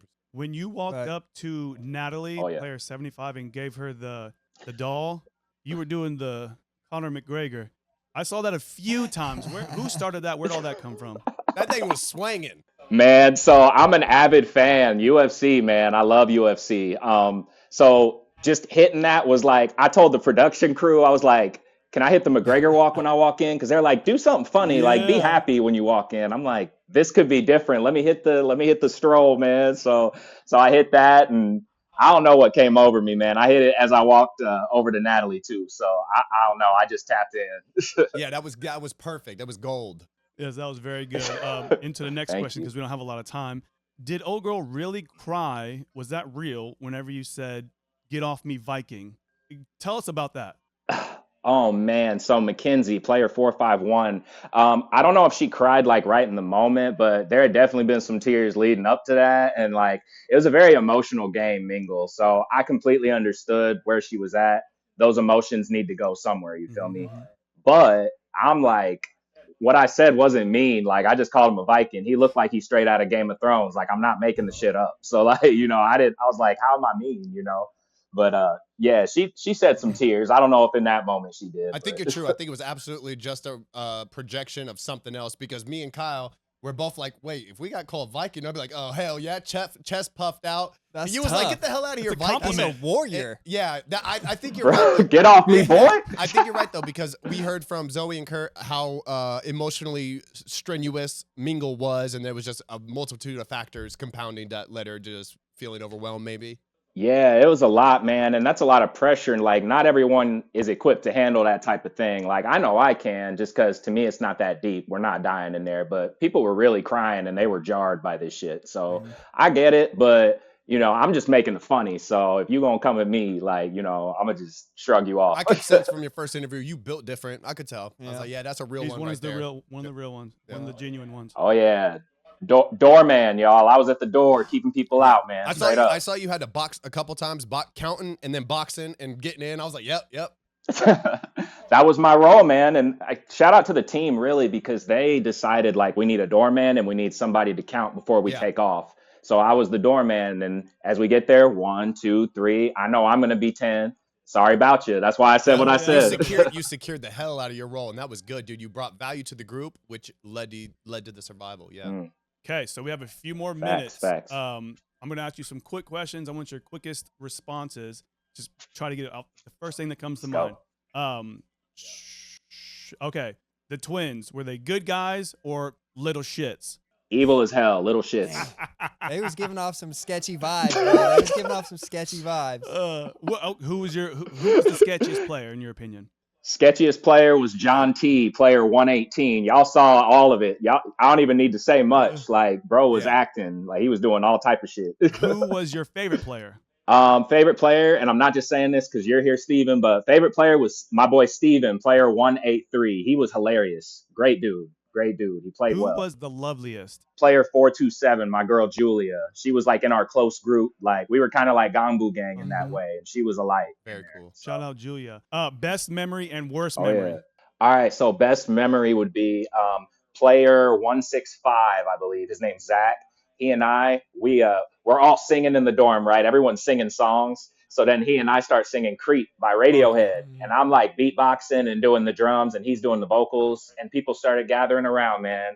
And that was just so pure, such a pure moment in there. Like, we're all singing and shit. It was really cool. That's awesome to hear. Did you say the worst moment? Yeah, man. And then the worst one, I was going to say, and then the worst one, I have to thumb it up to the porridge, man. The porridge was ass. It was the worst food ever. We had it every morning for breakfast, like consistently the worst moment every single morning. Eating that porridge. I personally appreciated the porridge because it made me lose my appetite that was incredible at the moment. So I appreciated the shit porridge. What was your saddest moment? Man, saddest moment was definitely when Mark dropped Julie's pass, because Julie was my friend in there. Like, player 443, that was my girl in there. She was a real light in there. So when he dropped her pass after hyping that shit up, after all that, like, I was heartbroken because my friend went home, and I'm like, man, she a competitor. That shit ain't right. So I'm still broke up about that. I'm trying to remember, just because there's a lot of names and numbers. Was Mark the glasses, the big boy with the big beard? Oh yeah, player 100, yeah. Star Wars wedding. Okay, so that was yes, so sir. now I've got a face for your girl. Okay. I wanted him to catch it so bad. Dude, everybody and their mom was rooting for him. Bruh, he represents the underdog, man, and he should have caught it. Like, he's the hero. He's still a hero. Great guy. But it broke my heart because my friend was attached to him. I'm like, that's I was gonna say, it just shows how good of a person she is. She believed in him, was nothing but confident, and yeah, tough one, man. What was your biggest regret, and what would you do over if you could? Biggest regret, I'd say, would be, and it was almost impossible, I'd say, but to meet even more people than I did. Like, I shook so many hands, man, and just met so many faces, but I wish I could have just went turbo and went all over the place and met people. Maybe it would have hurt my place in the show, but like, it was so cool meeting everybody, man. Are you still talking to anybody from the show today consistently? Oh yes, we all follow each other, man. Instagram popping, DM going crazy. Steven, you probably understand. All of y'all understand. Like, everybody just finds everyone. You look for that tracksuit photo, and then you find people. So that's been all it's been. So I've loved it. A couple more questions, and I'm gonna let you have the floor for a minute. From my experience, the pastor's child is always the bad apple. Was Peter, player 24, a bad apple? Peter was not a bad apple. He kind of was a little ecstatic sometimes. Like, his movie interview and stuff, it made me sad because he's a loving kid. Like, he's a loving dude, successful comedian. But nah, not a bad apple at all. Nah, he a good dude. Yeah. If you got called back tomorrow and said, come back to the Squid Game, would you do it? In a heartbeat, definitely. I'm built for it. Like you said, like, that type of environment, that type of game, I'm built for that. So 100%. Oh yeah. Very cool. The floor is yours. You have a message for the world. Let everybody know if you have anything that you want to get off your chest, any tea. Floor is yours. Okay, man.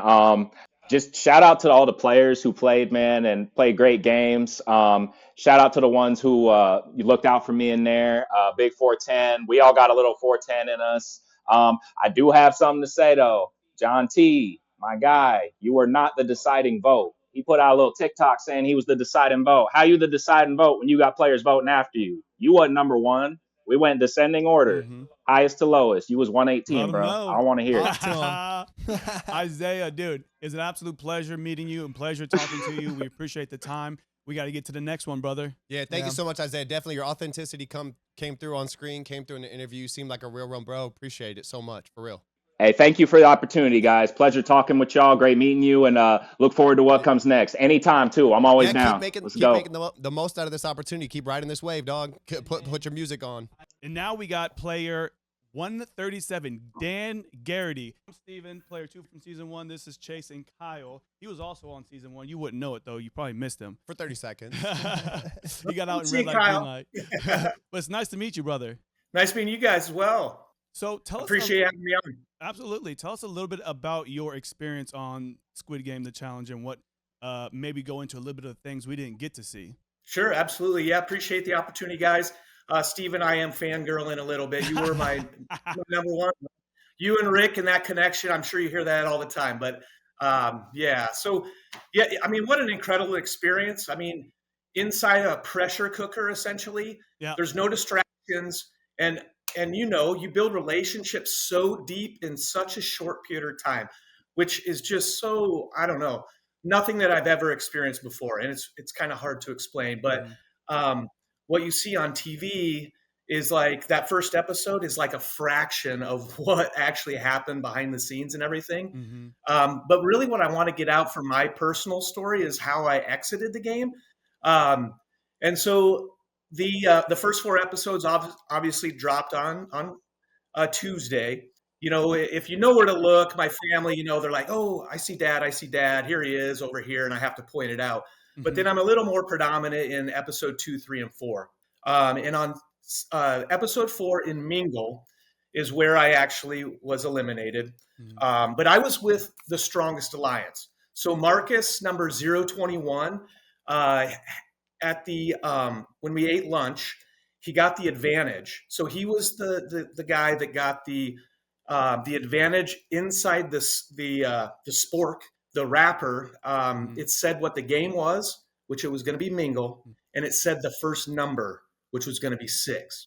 So Marcus and the alliance determined, okay, who's our 6?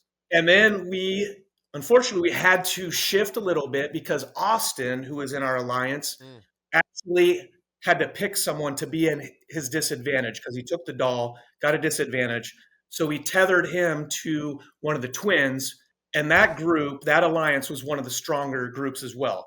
So it was the OG Orange is what we called ourselves, and then we call them the twins, you know, the twin group. And then, so we had the 6s. We knew the first number was going to be 6, and it was. But before we started Mingle, of course, adjudicator came in. We're talking all the rules, you know, no touching, no pulling people out of rooms, no pushing. And before you could leave that platform, which it was an incredible set, that set was amazing. But before you could leave for a room, they would call the number, and then they called it a clacker. So like a horn, essentially. So the clacker would sound, and then you could leave the platform to go to the room, or you'd be eliminated, right? So they call 6, boom, we're in a room, we're celebrating, no big deal. Tyler, a young 21-year-old kid, the platform starts going around. I think I'm do-si-doing with him, like, hey, we got the world by the balls here. And so the next number was 12. And Marcus, he's ex-NFL lineman, great guy, number 021, and he's the one that had the advantage. So he was going to be the bouncer, counting heads of alliance members that are getting in the door. And Tyler, the 21-year-old, was zooming to a door to secure it. So, and that's what happened. But before that happened, they called 12 as the number. I stepped off the platform early, boom, boom, split second, got back on the platform. And then the clacker sounded and just skylined to the room. You can barely see me, but I've had a lot of family and friends reach out to me because they're like, dude, you were in a room. How did you get eliminated? So if you look, I'm off on the side, you see a profile of my face, and then all of a sudden you see me outside just like completely devastated. Well, what happened was I stepped back on the platform, got to the room, and I knew right there that I was at risk of being eliminated. And there was no way, as ticked off at myself as I was, there was no way that I could allow myself to take 11 other people out, because I figured that I was going to be eliminated, which would take all 11 and eliminate them as well because they didn't have the number. So I self-eliminated. I told them, I'm like, guys, I stepped out the effing platform. And they were like, you got to go. And I'm like, I know. And I'm just freaking out, man, because I knew I just ended my game. And so I got out of the room and they hollered, we need one more. And so Vanessa, she raced over and beat out that gentleman that they kind of shoo out the door. And then you barely see me off to the side, and then I'm obviously eliminated. But it haunts me to this day. One, I effed up majorly by stepping off. That's on me. I took my head off the game, being a J-hole and, you know, do-si-doing, having a great time in this party, right? Took my mind out of the game just for a split second. That's all it took. And then I just couldn't risk it, man. I wanted to play a legit game. What also really bothers me, though, is later that night, after more people were eliminated, because a ton of people got eliminated that night, they were showing back up at the hotel. And I learned that they were not eliminating people for infractions. So stepping off the platform, Yeah. it got crazy. You guys have probably heard it by now by other players, but it got, I mean, very physical. The guys, I mean, they practically quit, right? Mm-hmm. And so they refused to go on after so many rounds. But the fact that I beat myself up at night just because I eliminated myself essentially. But then at the same time, I didn't have to, you know. Yeah. So you don't think that they would have kicked you out No. had you stayed in the room? No. They would have. No, because I heard from other players they were not. And that's what happened to Austin, who was tied to the twin. So those two stepped off because Austin ended up at the hotel the same night that I was there. And he stepped off with the twin. They both got back on. Yep. They got to a room and they told the people that were in the room, I think it was like 5 maybe was the number. So they bolted, man. They were like, oh, hell no, we're not staying with these guys. They're going to get eliminated, but they weren't eliminating for it. Oh. But they got caught without the numbers. See, that's there why were so in the final edit, it really wasn't clear why but that makes perfect sense. Yeah, that's crazy. At least you had the self-awareness to not want, or the discipline to not want to risk it because you didn't know it. You can't beat yourself up, Dan. You didn't know at that point. Damn it, Dan. Yeah. Damn it, Dan. I don't know that I would have been able to be as selfless as you. I might have been selfish and just stayed in there and just risked it for my own game. Yeah, Sure. you're an honorable man. Well, I appreciate that, but yeah, I couldn't do it. I couldn't do that because, and they were like, it was my core group. You know, it would be like, Steve and I don't know if you would have thrown Rick under the bus or not, like taking him out. I don't think you would have, but but it was like multiple. It wasn't just one person. It was Marcus and Austin and AJ. I mean, it was my crew, man. And that connection that you had built with them transcended the game, certainly. Absolutely. Absolutely. Yeah, from my experience, it seems like the further you got, the more you could get away with because you're a part of the story, you're part of the potential. So, for example, Brighton, 432, I believe his cookie was imperfect, and they passed him. I know my cookie was also imperfect, which I don't even know if anybody knows. Just to keep you clowns as part of the show. But it was good enough. Yeah. I just had a small chip in mine. Other than that, it was a complete star, and they let me stay. So, yeah, I hate to break it to you. They probably would have let you stay, but then your team would have been kind of screwed. So. Yeah, absolutely. Well, looking back now, it's like, are they really going to take 11 of the, I wouldn't say all high profile, but some major players, right? I mean, that wouldn't be great for TV. But I mean, I don't blame them. It is what it is, and I'm so thankful for the experience and the opportunity to do it. It still keeps me up at night, boys. It speaks volumes about who you are as a man, though, and that's way bigger than Squid Game. Is it bigger I than appreciate 4.56 that. minutes? It's not bigger than $4.5 million, but yeah. I don't know. I don't know if my wife would agree with that, but truthful, the things that really matter. Yeah. I need to start wrapping it up, brother. What's that? I need to start wrapping it up. So I want to ask you some very quick questions, and I want your fastest, sharpest answer because we got to get to the next one, unfortunately. You got you. So my questions are out of order for some reason. We'll start with, what is your biggest regret? Well, stepping off that platform in Mango for sure. Yeah. What was the saddest moment? Saddest moment was when 080 got eliminated for no reason. It was with the 10 coins. Yeah. They called her, and they didn't even show that exit either. But she was in a side alliance with mine. And I mean, she is solid gold, and I was so pissed to see her leave. That was the one that came out of the blue. That Natalie got out. Had something to do with, wasn't it? Natalie took her out. Yeah. No, I don't think Zeke said her specifically. Zeke just planted the seed of not me, get somebody random. Yeah. And there was no reason. There were power people that should have been targeted right then. Mm-hmm. And Natalie was on her deathbed, or not Natalie, excuse me, 080 Ashley was on her deathbed. She was sick as hell. She wasn't doing anything. She wasn't a threat to anybody. It was that was a waste. I feel like a smart play. I mean, no matter who you kick out, people are going to be mad, but you got to take out the big threats first and foremost. Absolutely. Absolutely. Dan, what's your best memory? Oh man, my best memory. I do like when we played catch, and Marcus 021 was behind me. And they did show it. It was cool because I barely caught the ball. I don't know if you noticed. Kelly threw it to me and it was low, and my hands were shaking like this. And so I was so confident, and I freaking whizzed that ball. You can't really tell it, but Marcus caught it. And I was just like, oh my God, you saved my life, So, and it got aired. So I'm thankful for that. Oh yeah. What was your most awkward moment in that big old room full of people? Oh gosh, most awkward. I didn't know that I was a snorer unless I drink way too much. Mm. That's according to my wife, right? You know, Oh. so the guys, we moved bunks, and I moved clear to the back, clear up top. And the guys were like, "Hey, do you snore?" I'm like, "No." I'm like, "Nope, there's no alcohol in here, boys." So every night they would tell me whether or not I snored or not. And when they celebrated the one night I didn't, but they're like, "Oh, but it's so like real soft, like Oh, it doesn't really God. bother me." Cute snore. But I'm just like, really, come on. Who was the biggest prick and who was the loveliest? 098 was he rubbed the most. I mean, he's a good guy, but just the way he came across, very abrasive, matter of fact, like always in everything. That would definitely be. And what was the other? I mean, he's a question? Brooklyn narc. I don't know what more you or less you could expect.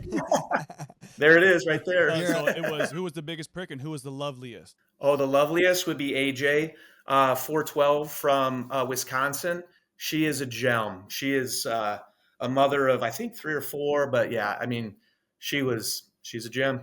Who was the sketchiest and who was your favorite? Well, Natalie would be, to me, sketchiest because she claimed that she took out 080 because she never talked to her. Well, after that, I was like, well, crap. I've had a lot of interaction with 080 Ashley and have not no conversations with Natalie whatsoever. So I tried to approach her afterward, unapproachable. Really? Yeah. She kind of gives off Yep. that vibe, that attitude from even just watching the show of just don't. Even there was Yeah, one yeah. moment. I'm not even going to try. Yeah, there was even one moment where she gave the thing to that girl, and that girl came over and said thank you, whatever, and she was like rolling Hugged her her. eyes, and Yeah. Oh yeah, yeah. I was like, you. I will say this though. I mean, to give her credit, she got eliminated later the night that I did as well. So we're from the Midwest. I think she's down there by you guys somewhere, and we were on the same flight, literally like across the aisle. So I mean, I had to bury Bury a the hatchet. hatchet there, and just, yeah, Yeah. be nice, be nice. You're a good man, Dan. Damn it.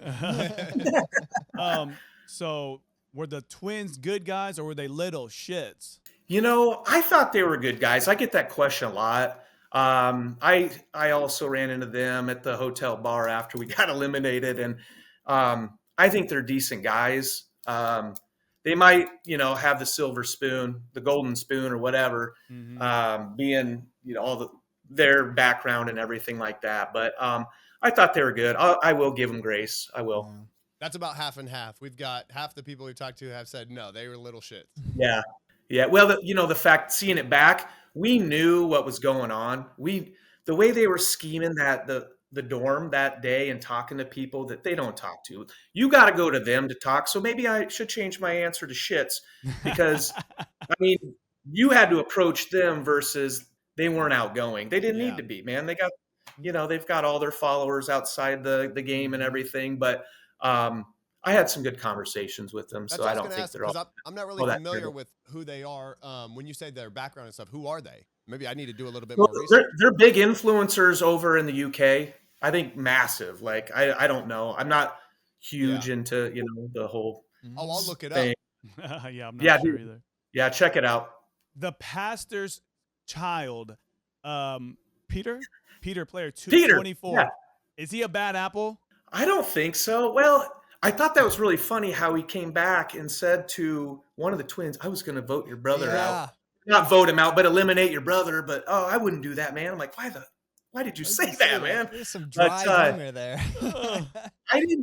I thought Pete. I mean, I guess he's a comedian, maybe, or something, or does stand up. Yeah, he is a funny dude, man. I will say that.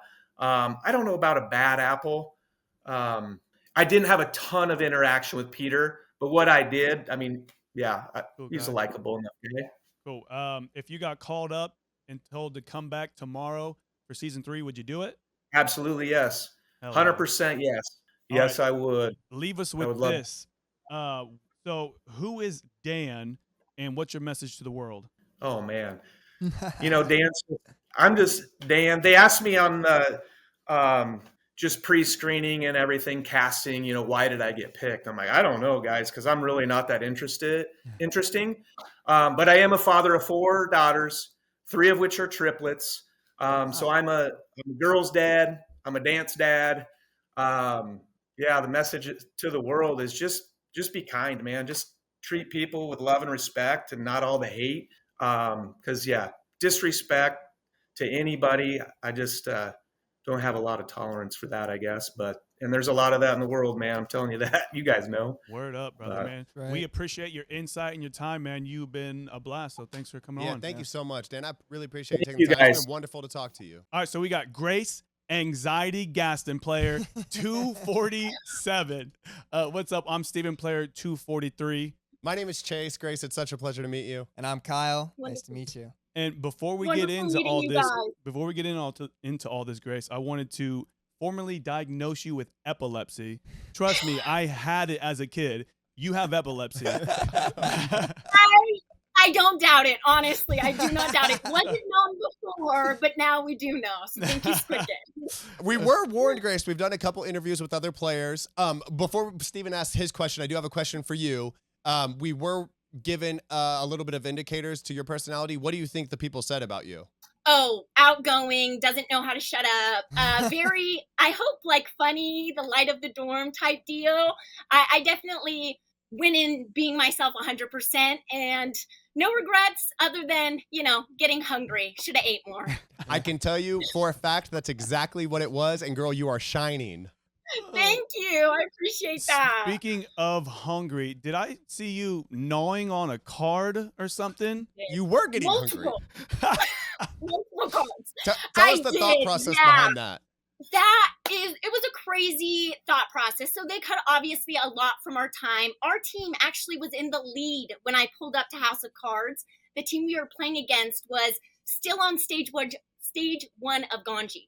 So I was hopeful until I kneeled down and the tremor started. I was like, well, I can't control it. You guys, I'm so sorry.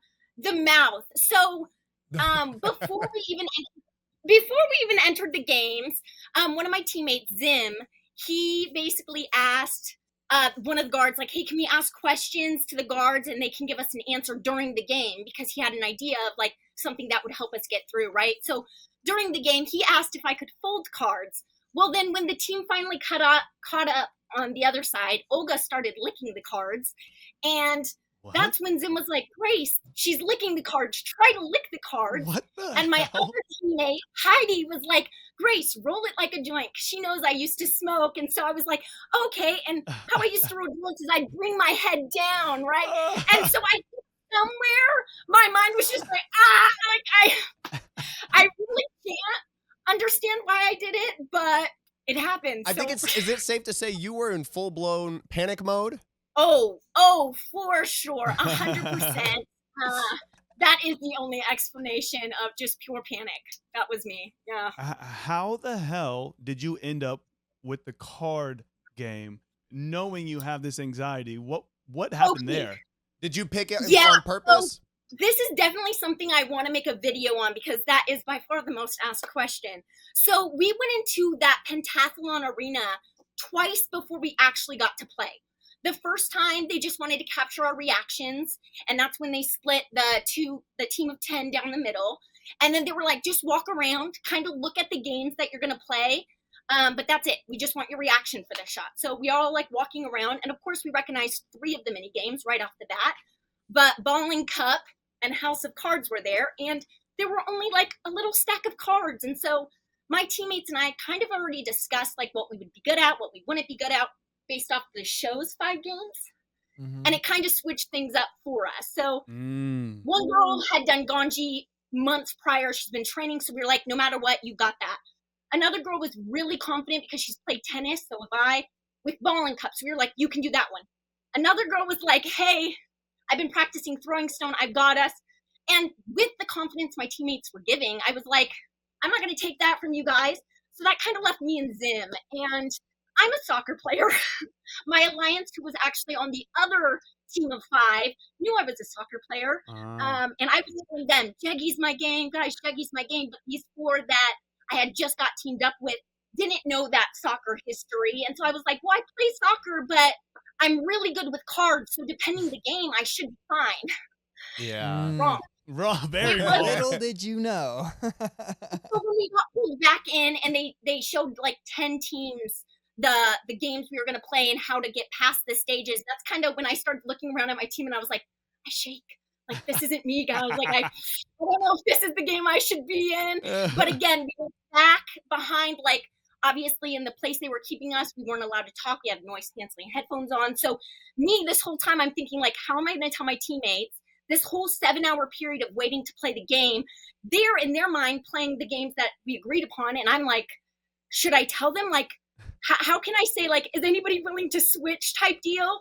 But I also didn't want someone else's confidence to be knocked down because I was throwing something at them last minute. So finally, when we get in the game to play, we have 2 minutes to decide, just really quickly reiterate what you guys have said, and then take the 2 minutes however you want. So at that point, my teammates were like, so is everybody confident? And I was like, well, I mean, I do shake. I mean, I can try. And at that point, I was showing them. I was like, I shake, but I'm doing okay right now. So, you know, if you guys are confident in me, I'm going to do my best. And if we had taken maybe 15, 20 seconds more, we would have learned that Zim, the one that I could have switched with Jeggy, works on miniature figurines. Oh, the steady up. He's a surgeon's hands. Yeah.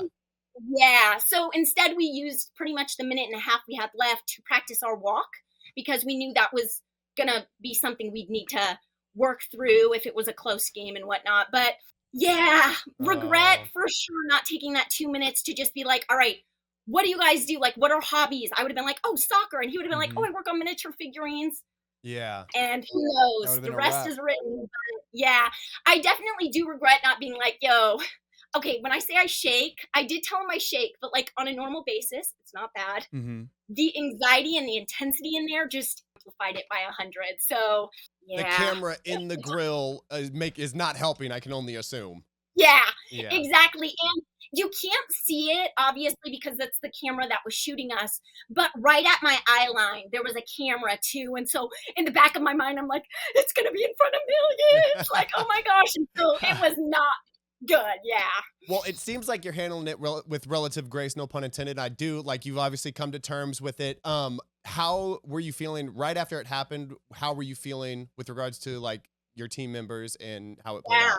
So I was not doing good. My teammates, I will forever be so grateful. I've heard horror stories of people letting their team down and being verbally, like, bullied to them, like, you suck, like, why'd you choose that? My team, exact opposite. God. They were so gracious, so patient.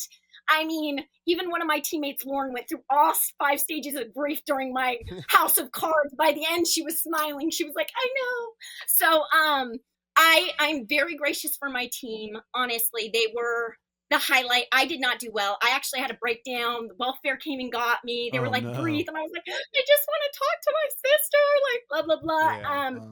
But my teammates never, ever made me feel bad. They were like, Grace, we can't say we would have won it. We could say we would have done better, but we can't say we would have won it. So, well, I'm so happy for that. And even realistically, even if they didn't get out there, that it's like not like, oh, if we make this, I win $4.5 million. You still have a lot of luck into the rest of the chances. So exactly. So you should only blame yourself a little, is what I'm getting at. Something that you were the ones constantly reminding me, like, hey, like, there was no guarantee one of us 5 were going to be the winner. So, like, don't beat yourself up. But I definitely was taking it hard. I've had 10 months to make it worse in my head. So when it came out, I was like, yeah, that's pretty accurate. Like, can't be upset at that. At one point I was stacking. I got my first 2 up. And I was so relieved. I was like, and I blew them down. So no. The sigh of relief. It could have been way worse. Way worse. It could have been 10 times worse. Yeah. Yeah, no, I'm just grateful. My team was grateful that my panic ended up getting us screen time. You know what I mean? There are so many people that didn't even get to be like, that's me on TV. So at the end of the day, worth it. Well, it was definitely, it was one of the most, it was so memorable for me that I went back and rewatched it a second time. And I was like, where the fuck is 24/7? I haven't seen her. I thought you were a main character. I was like, what the fuck is going on? It was that one little scene. I was like, but that stuck out for whatever reason so much to me. But yeah, that was a very little iconic scene of yours. Yeah. But I did want to get your opinion on the counting game. I absolutely hated that game. That was unfair because half the people literally didn't get to do anything. For us, I honestly hate the fact that half the people went home not on their own accord.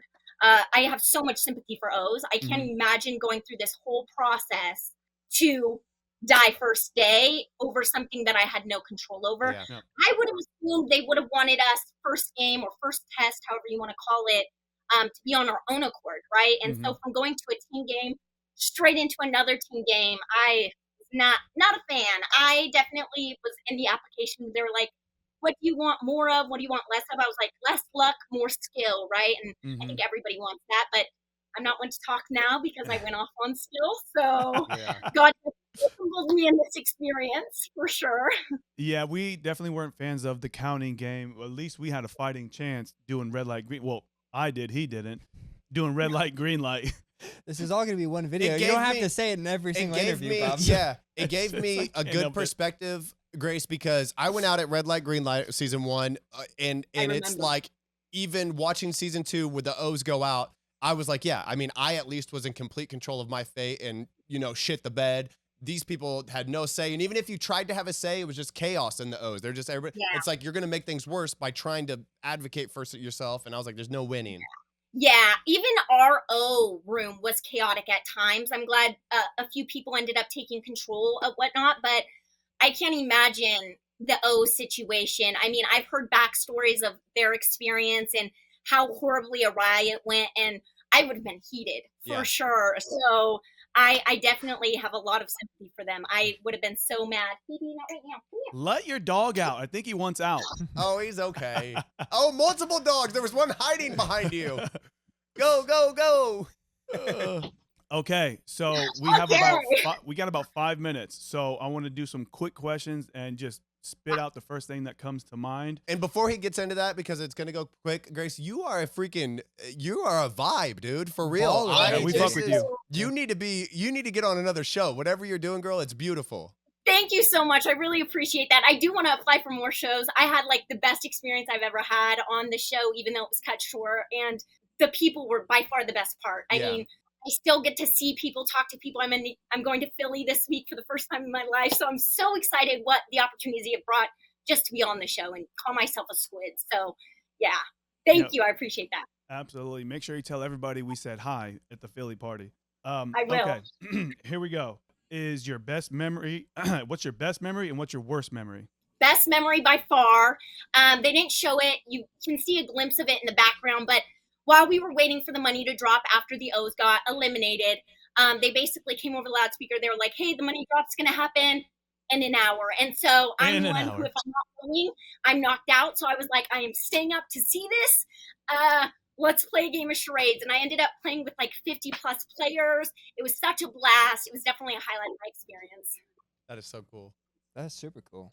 Worst memory would just definitely have to be the fact that, I didn't speak up when I should have type deal. And I got too hungry. It's definitely a regret of mine. Like I probably should have ate more of the snacks, ate more of the plain porridge. Cause I do have a feeling like the mouth was because I was hungry as well. Yeah, it could have been a little sugar deprivation. Yeah. What was the most awkward moment? Ooh.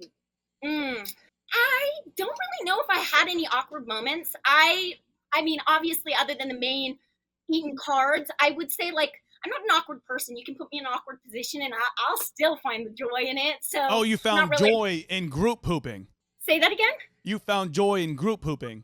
Oh, yeah, exactly. So I have no awkward moments, or at least none that I can remember.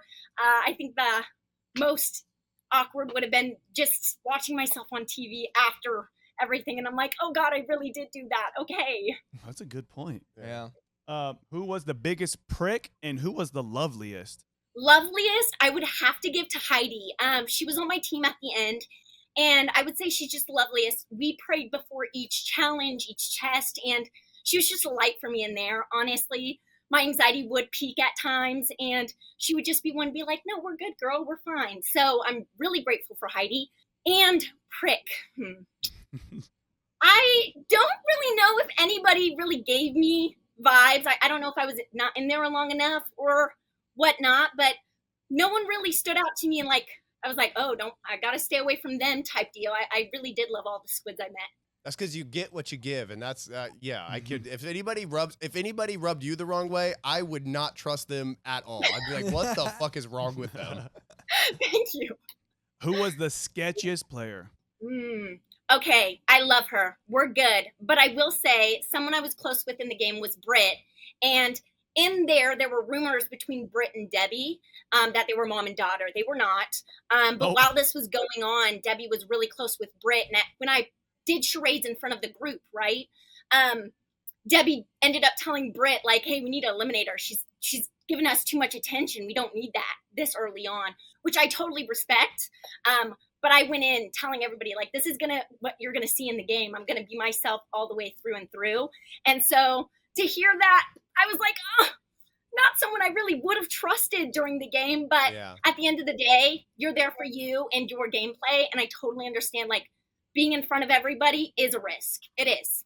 Who was your favorite player? And try to use numbers, too, if you can. 119 or 109, I think, was her number. Britt was by far just a light. I met her in the hotel. We went in, and she was just someone who was so sweet, so kind. I actually got to hang out with her outside of the games, and she's the exact same. So I love my girl, Britt, 109. Love her. Were the twins good guys, or were they little shits? Oh, good question. I would say, honestly, I did get to speak with them a couple times. They were sweetie pies. Rewatching it, they did ask me what I was going to do with the money. And so I'm so glad I said something that was true to my heart, and I didn't like make a funny answer because I am one to make jokes occasionally. And so they weren't necessarily the villain, but once I saw the 3 people eliminated and he came back in the game, I connected those dots pretty quick, which just tells me they're here for their game. I need to be here for mine, right? Yeah. But no, they were sweet. Love them. I grew up in the church, and I went to several. From what I noticed, all the pastors' sons were bad apples. Do you think Peter, player 24, was a bad apple? Oh, brother, I don't even know if I met Peter, so I really can't speak if he's a bad apple, but I've dated pastor sons, and I would say that's a pretty common, like, that's a true statement, though. That is good. Why is that always so true? It's crazy. Mm-hmm. Oh, my God. And let's see here. Sorry, I got lost. No, you're good. I get lost all the time.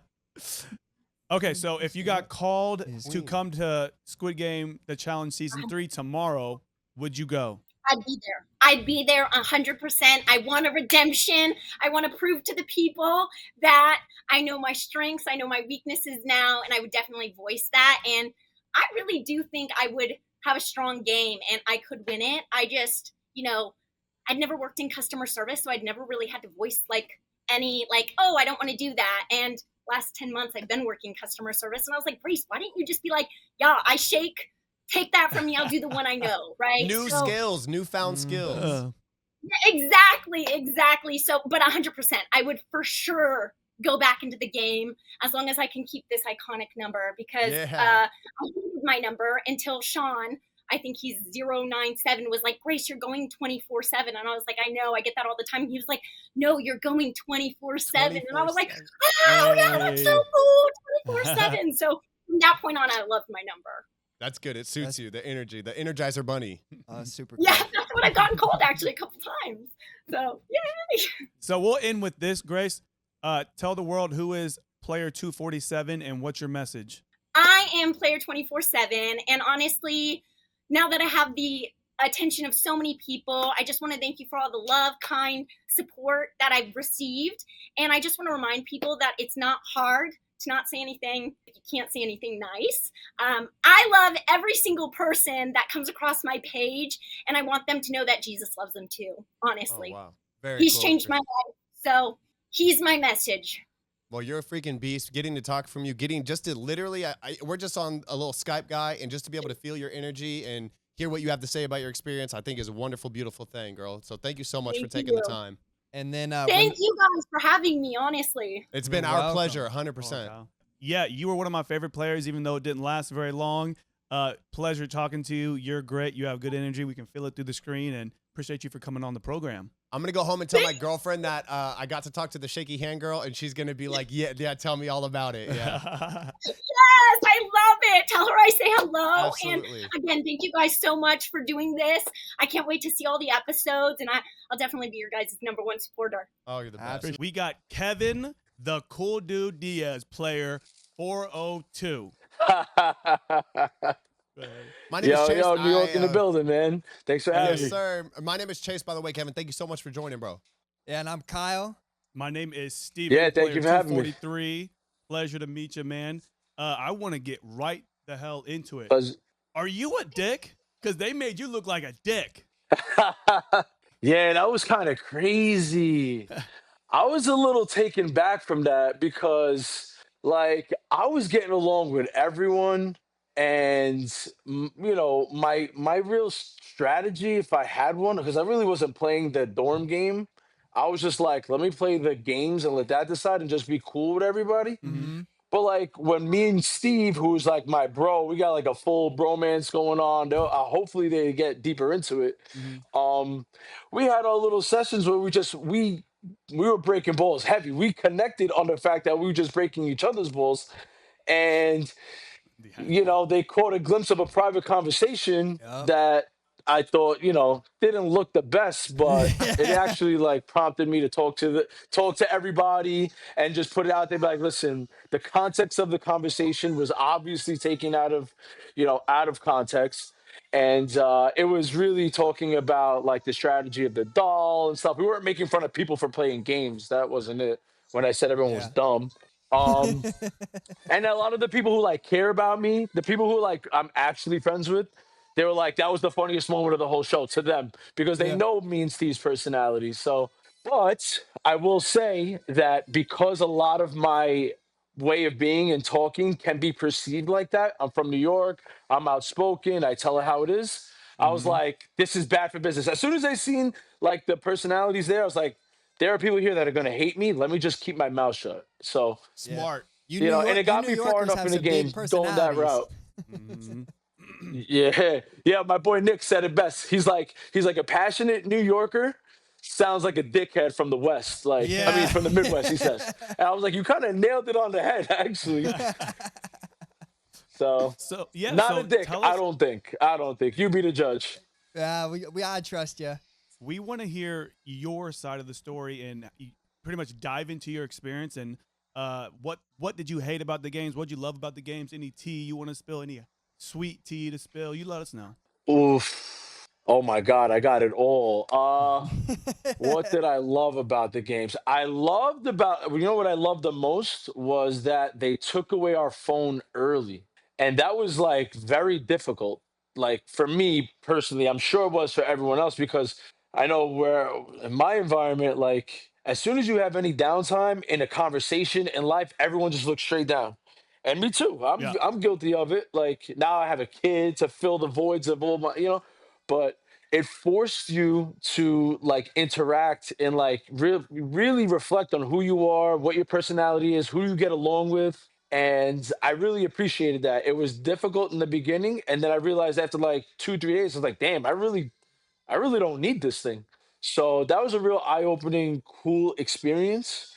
I went in there like I could have easily, if I was 25 years old, like probably when I was a dick, I would have like gooned up with all like the meatheads and I saw like firemen and cops and athletes. I was like, we're gonna take over this game and whatever. And I really didn't want to do that. I was like, let me just naturally see who I, gravitate towards. And it was like, I was hanging out with moms and a lot of the women school teachers and stuff like that. Like it was cool to see. I was like, God, this is who my personality like kind of vibes with and stuff, but sitting back in the shadows doing my hidden my my little ninja thing in the corner, you could see like people were playing the game and like lying and being manipulative. I was like, bro, I'm not doing that. I don't want any bad juju around me.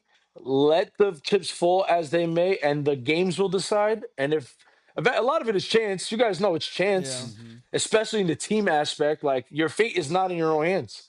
So like, let me just be a good person. I'm not trying to get anybody. Nobody was trying to get me, I didn't think. And that's how it ended up is how it ended up. So that's my 2 cents. If you ask me like specific questions, I can give you like so many layers of everything because what we're up to right now is like probably like 10 to 12 days, and they got 4 hours. So Yeah. there's so much to talk about. Yeah. So, did you have any sympathy for the half of the crew that didn't even get to play the game because of the counting game? Yeah, I did. I did. Oh, as a matter of fact, so Steve, I really I watched the show your season multiple times because I wanted to get down my strategy, like how do they deliver the games, when is the appropriate time to take chance, socially what will work, what wouldn't, and whatever. And you had a really good relationship with the older gentleman. I forget his name. I'm Rick. sorry, but Rick. So when we first got to the hotel, the guy next door to me was this guy Mark from the Bronx who was like 70. I was like, this is my guy. Yo, Like, we're gonna hang yo. out. Bro, the guy couldn't even like. He had a hard time picking up his bags, like getting his stuff together. I was like, Mark, I got you. Like just hang with me. We'll take, whatever. We'll do everything together, and I got you. I'm not gonna leave your side, bro. Like That's we're in this hilarious. together. So we got processed together. We had to sit in the hotel for 3 days, no phone, nothing in that hotel room. That was brutal. Um, so we go through that, we endure that. We get up at like 4 in the morning, like straight like boot camp, running on a bus, whatever. And we have to pick XO. And Mark, for whatever reason, went to O. I'm like, You dude, son of a. like, No. what happened? Like, ride or die, Band of Brothers. Like, what's up? He abandoned me like the first chance he got. I'm like, shit. So the whole story of how I ended up in X is crazy, but I wasn't gonna abandon how I ended up there. And I was like, you know what? Let's see what happens. And because of him specifically, I really felt bad for like how those guys went out because knowing the process, how much we waited, how much we suffered in the hotel by ourselves, and then like everything we went through, they were gone within like an hour or two of being in there. Oh, Crazy. That wow. was, I Took mean, like I an was hour. happy as hell for me, but that was crazy. Yeah, that thing sucks. He Not should an have stuck with hour. you. Damn it. Ugh. I So, tell you what, that was the best moment by far. That was the best moment of the game. Yeah. just winning the first game. That was the best. That was like the most excitement, like pure ecstasy, enjoyment, elation, whatever you want to call it. That was the best part of the show for me and a lot of people. Like it was a party. We basically just had a party for like the 30 minutes they left us in that room. We were like dance battling, Yeah. hugging random people, carrying this kid like a king. He didn't do anything. All he did was like tell He people didn't to even stop do talking. anything. I was like, this is crazy, bro. Yeah, that is Yeah, exactly what that was for sure. the daughter, father, Zoe, and Kurt said that the winning, not getting out on the counting game was pure ecstasy. Just the complete relief of Yeah, sitting in the bro, that hotel was for 3 days insane. and then not. Yeah. My euphoric moment was winning battleships. That we were so hyped for like an hour as we're sitting behind scenes waiting to enter the dorm. And then by the time we get in the dorm, we're all tired and exhausted from cheering and being happy, all by our lonesome. But yeah, that very epic moment for me. Yeah, I'm so curious as to like everything, how it worked out for you guys, like the timing of everything, like how long were you in there? Battleships. Oh, dude, I waited, but I was the last team to No, go, if I the remember game, the whole correctly. time we were in the dorm. Oh, Like how many days it were you was in the game? several days. 4? I'm not even sure, to be honest. 3 years ago at this point for me. But quite a few days. Yeah. But we were in quarantine for several days. I was gone for like a week and a half, maybe 2 weeks in total. So yeah, it was pretty Yeah. shitty, to be All right. honest. But hey, we're gonna Yeah. get into You guys ever have any like on ice moments? Like you can't talk? wait, what do you mean? You don't know what that Uh-uh. is. You don't know what that is. Oh my God, that was brutal, bro. Like there were moments because there was such large gaps. I mean, they probably learned a lot from your season, so maybe like there was something that you guys did that they wanted to change for us, or just like the layout of everything. Mhm. But because of the gaps in between the games, and they wanted to catch everything like in its most like authentic moment, like every conversation, we did not. We went hours, and sometimes we went a full 24 hours without speaking. We weren't allowed to talk, communicate in any way. What? Oh yeah, Grace said something about in between the pentathlon of Yeah. wearing noise canceling headphones and couldn't talk to each other. Yeah, and depending on, I mean, everyone had to go 24 hours without talking because, like, you stood in the dorm, everyone was in the dorm, And then as a team left to go play, they played, and once they played, they put them in another room, the white room, the game room. We slept on the floor in that room. So it'd be dorm, play the game, white room. And then, like that took about 24 hours. And that entire time, both groups in both rooms could not talk until everyone was back in the dorm and we completed all the games. And that ended up being at least a day. I mean, we never knew what time it was, but it was at least a full day. Dude, Crazy. That that was is brutal. torture. And I So, know why they did that, because we weren't supposed to talk and they couldn't get us to shut up. So that's exactly why they put you guys through that. They just gave up on telling you guys to shut up. yeah. I'll never forget that big white room, Yeah, though, because that thing yeah. had my head spinning a couple times. Just not supposed to be talking. Everything's white. I probably went cross-eyed a bunch of times. Yeah, that was terrible. The white Yeah, you room. get a headache in there. Yeah. So let's. It's like sitting in like the Phantom Zone in there.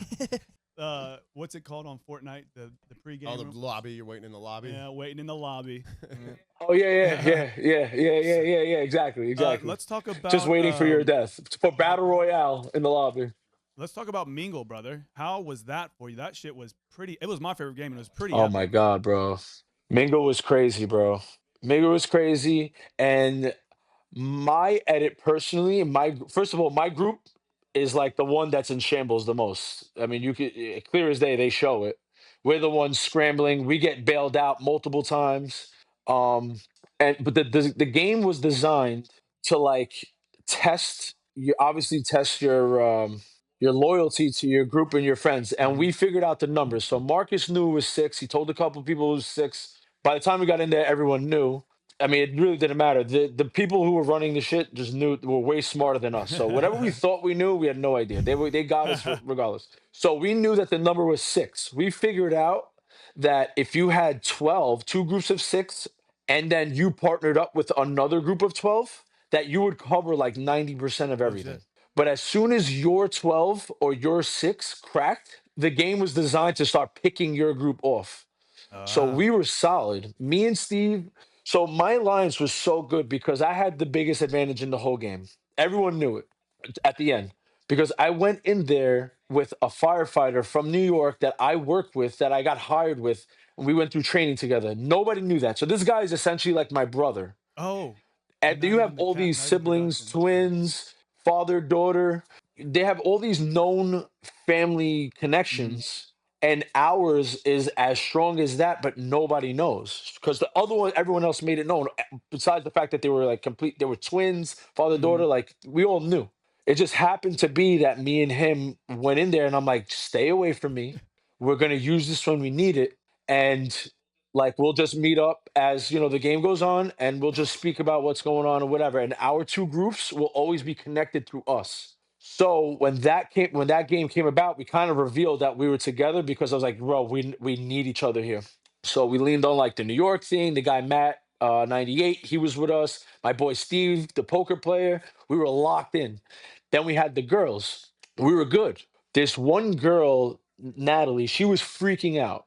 And for some reason, she thought we were going to leave her behind. What they don't show is once we found out that there was a number that they were going to hit that we weren't able to cover, she started freaking out. Me and Steve told everyone in the room because we were exhausted and I was done with it. Listen, I've never screwed anyone over in my life. I grabbed Natalie on her shoulders and I looked at Jennifer. I said, Natalie, I've never screwed anyone over in my life. I'm not going to leave you high and dry. Today's not going to be the day. And she like pushed her glasses up. She like did a wide eye thing, looked to my left, looked to my right. And I said to myself, this is the first time somebody is going to betray me. Like that was the first time I actually felt that feeling. And I was like, this is happening right now. So I told them, we're going to play rock, paper, scissors. Me and Steve and the two other guys, Pete and Nick, we're going to sacrifice ourselves. Rock, paper, scissors amongst us. And whoever loses is going to leave and we'll have the number. And the girls are like, you guys are better than us because we're not doing it. We're like, whatever, fine. You guys have it. We're done. We were doing all the work anyway. And she ended up bailing. She ended up bailing on us with another girl who I didn't notice until I watched it. I dissected that episode 50 times already on replay, rewind, slow-mo, everything. And now I know exactly what happened. And I got some choice words for a few people, to be honest.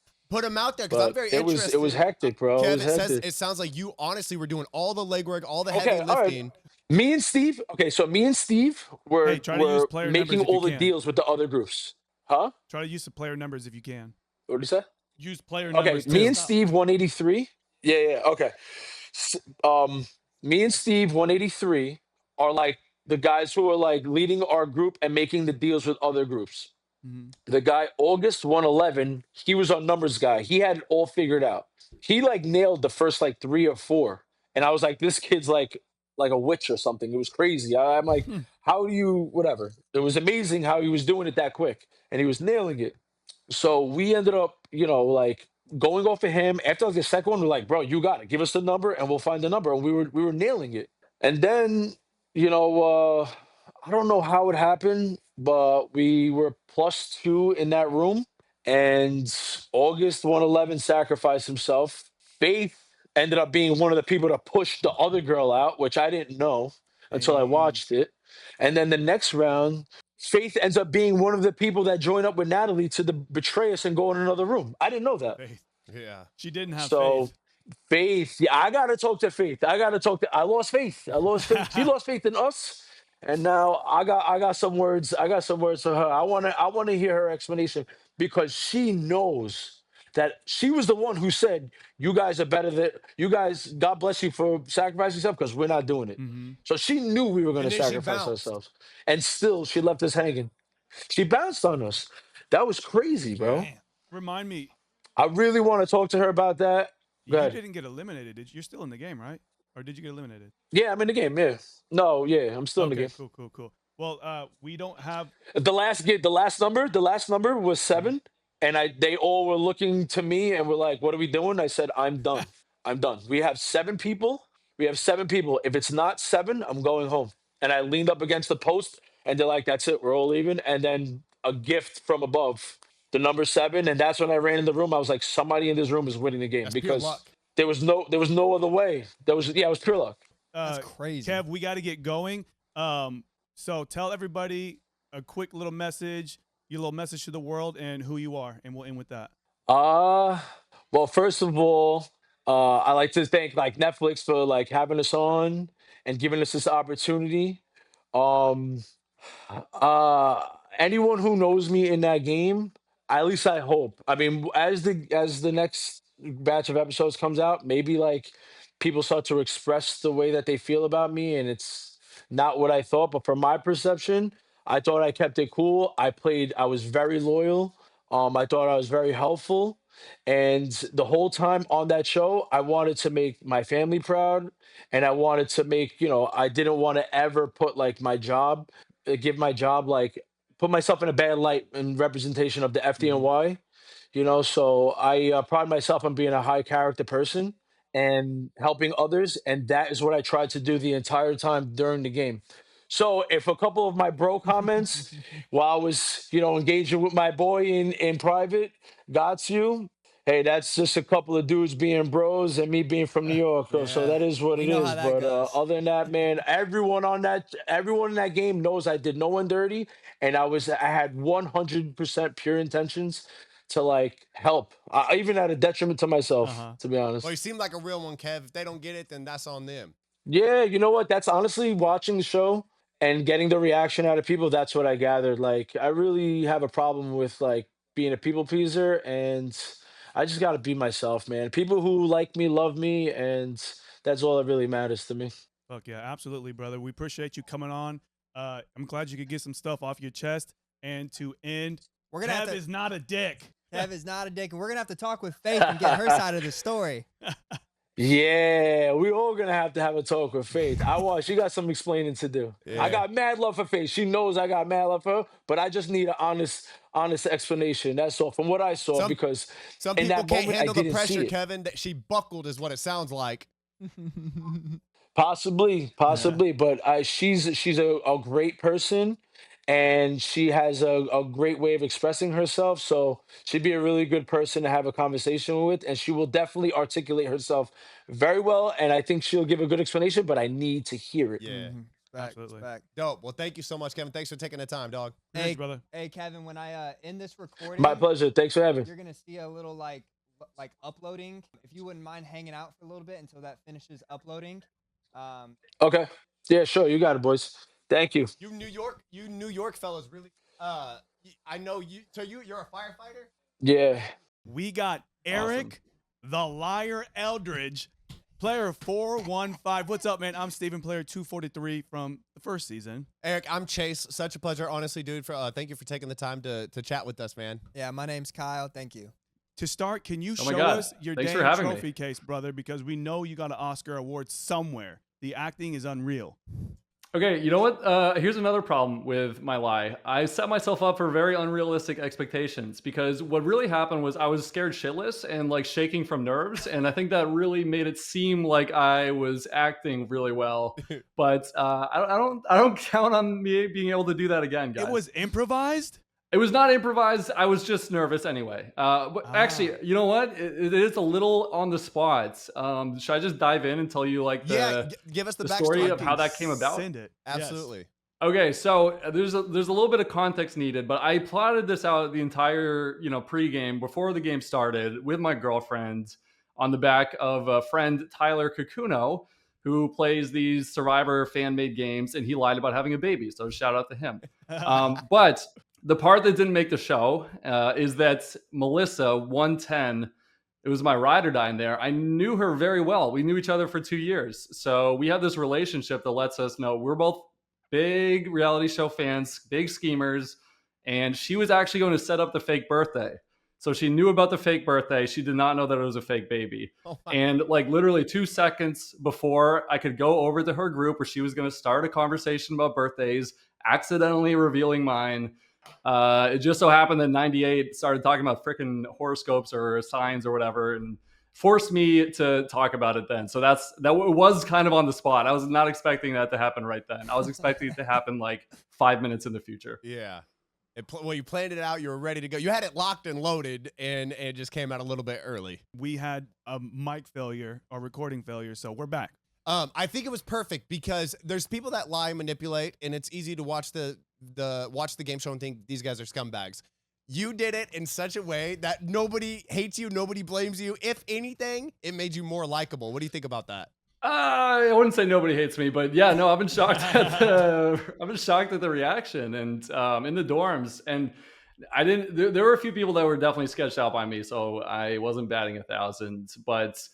That was the goal. Like to give you an idea of my mindset going in, I wanted to be playing the best game possible. I want to maximize my chance of winning, but I also really want to watch myself back because I love these shows so much and I want to be see myself on them. And I'm not a very under the radar person, but it's a catch-22. How do you play in a fun way that is intrinsic to who I am? I love being outside the box and crazy.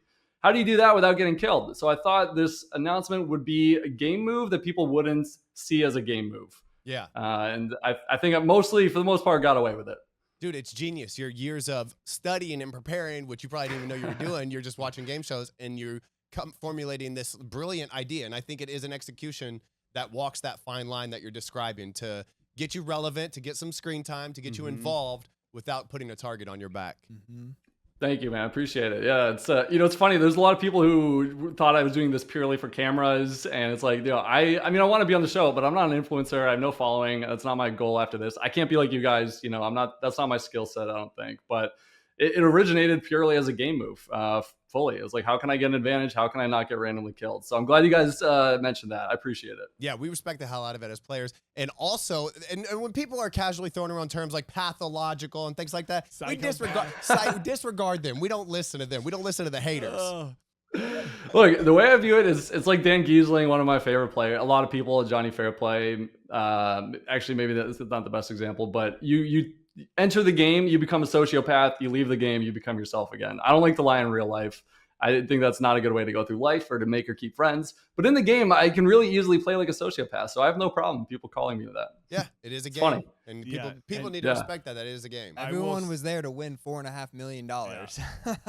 Like I was saying, I was why make friends when you can make millions? I was a big fan of the strategy, not because of the line, but because of the execution, dude. You convinced everybody.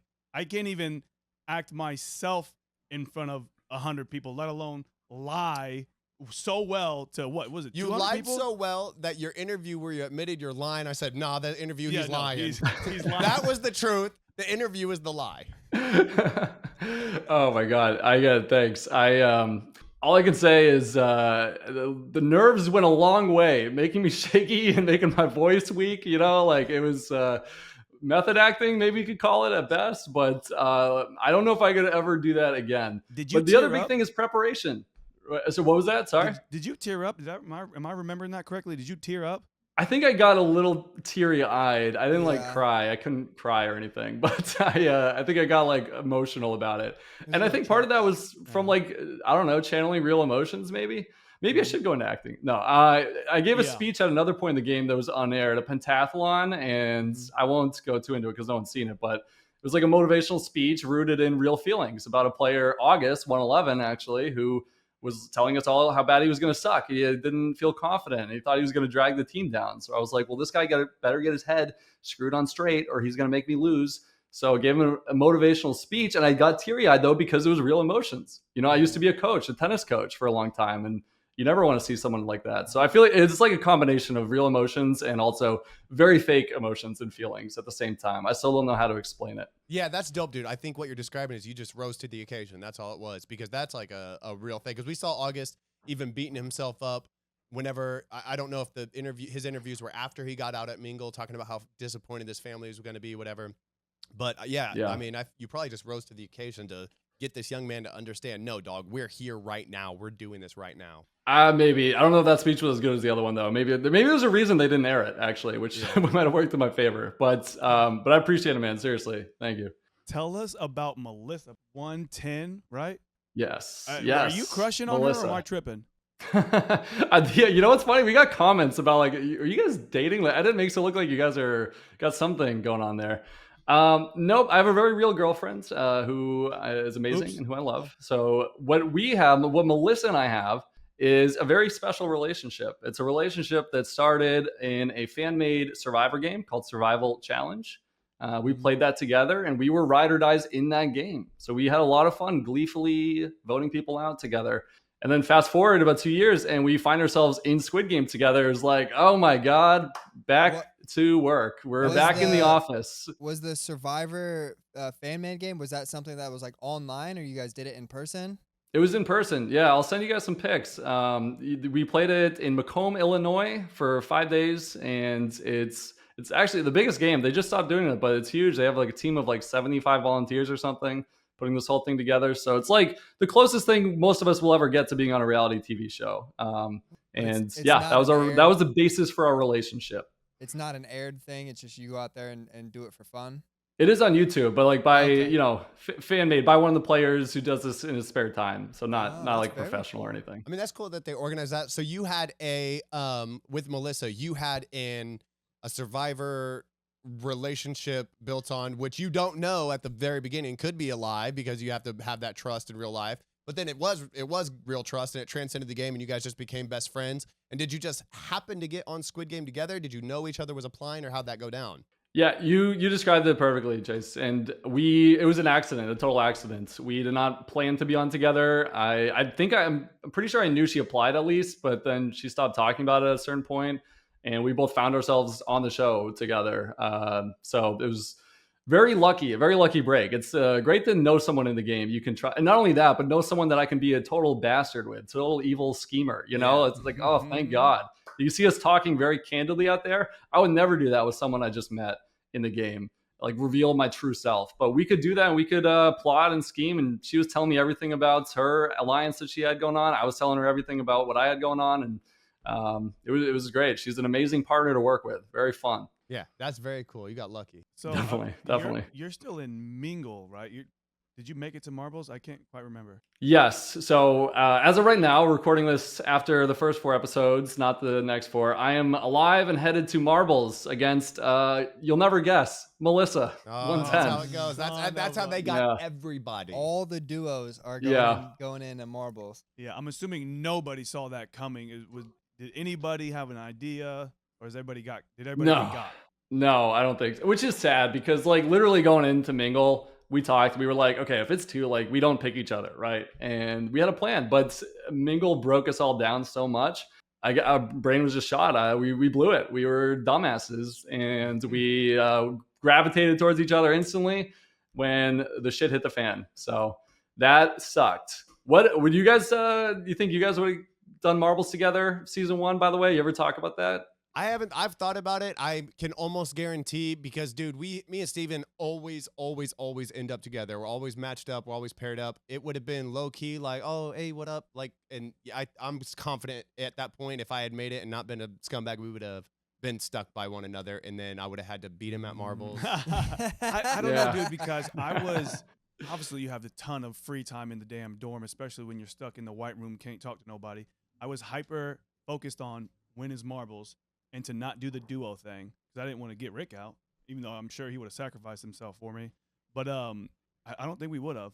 And my original idea / plan was to act like we didn't know each other, but I don't think we would have been able to stick to that. It would have been too many shenanigans. I don't know. I don't think you would have made it as far if both of you were in there. Yeah, Y'all been too loud, too big of a target. Before red light, green light, people were already catching on, and we was like, oh.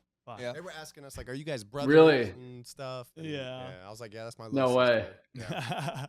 But I appreciate you asking us questions. You're like the first one, so hell yeah. Really? Oh my god! I could more where that came from. Curious what your experiences were like. I'll let you lead the show and everything, but no, it's really cool to hear about your experience too. Okay, so did you sympathize for any of the players that didn't even get to play the damn game, the counting because of counting? Yeah, absolutely. I do have emotions, so there's that, and also I wrote a thesis on reality TV game mechanics, game design, brilliant. and I did a study.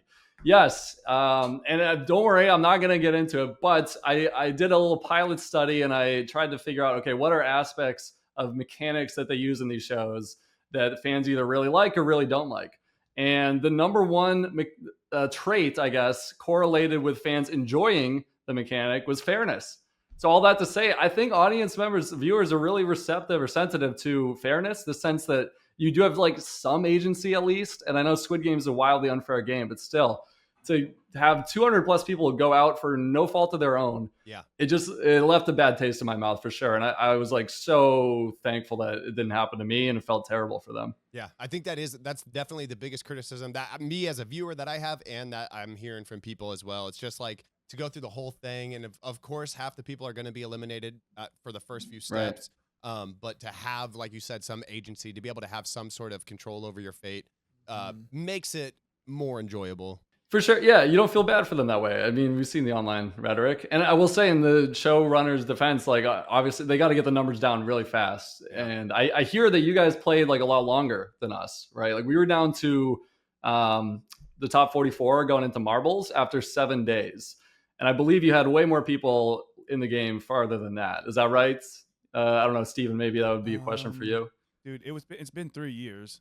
So and he's got a terrible memory. Terrible memory. But I'm sure me too. The processes, and they have it at least a step in the direction of what they want more so with regards to dwindling the numbers. I went out at like player 65 or something, and it had been, I mean, it couldn't have been like more than 4 days. So I think the whole thing lasted maybe a week not. and a half, if I'm not mistaken. And that was the 3 days of quarantine. Well, scratch that then. I was talking to another player. Maybe I got the numbers wrong or something, but it's a really fast show regardless, right? Like 2 weeks total, I think, for our season. If you go all the way, it's crazy how fast it goes, right? Yeah, maybe it was a week and a half for me and then 2 weeks total. That might have been what, I think it was about the same, to be honest. There you go. Maybe it was that. Yeah.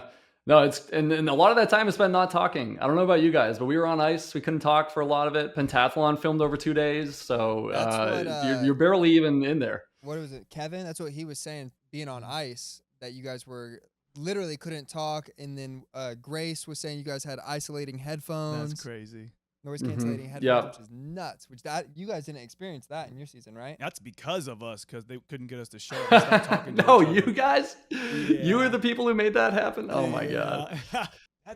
Damn, dude. That's torture. Yeah, No, it was tough, especially after pentathlon. If you finish early, you spend literally like 18 hours not allowed to talk. I mean, we like certainly tried as best we could, but then they would all yell, simmer down, simmer down. Simmer down. And, you know, I've got a question for you. Yeah, we had to shut up. So what are you thinking? What does it look like moving forward? Will you still be applying for more game shows? And if the day comes where I think you manifest it for yourself that you end up on one again, will it be the same situation, Bob? Are you going to do the lying method again? And do you think it'll work? He can't get away with it. No.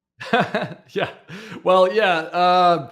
Can't close the barn doors after that one, right? So I appreciate the confidence. I don't know. I feel like this Squid Game is over so fast, and I was barely on it. Although the reception's been really fun and shockingly positive. I would love to do another show for sure. I'm into like so many competition shows. The answer is obviously yes. How would that look though? I think that if I can toot my own horn a little bit, I'm actually a pretty loyal ally in a lot of ways. It's just that you have to be my number one or maybe two at most. Like Melissa, I absolutely would have gone all the way with her.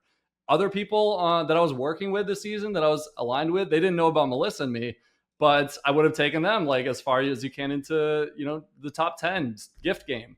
The more allies you can get into Squid Game back end, the better. It'd be kind of suicidal to start taking on allies. So I think I'm actually a pretty good ally in Lightning Rod.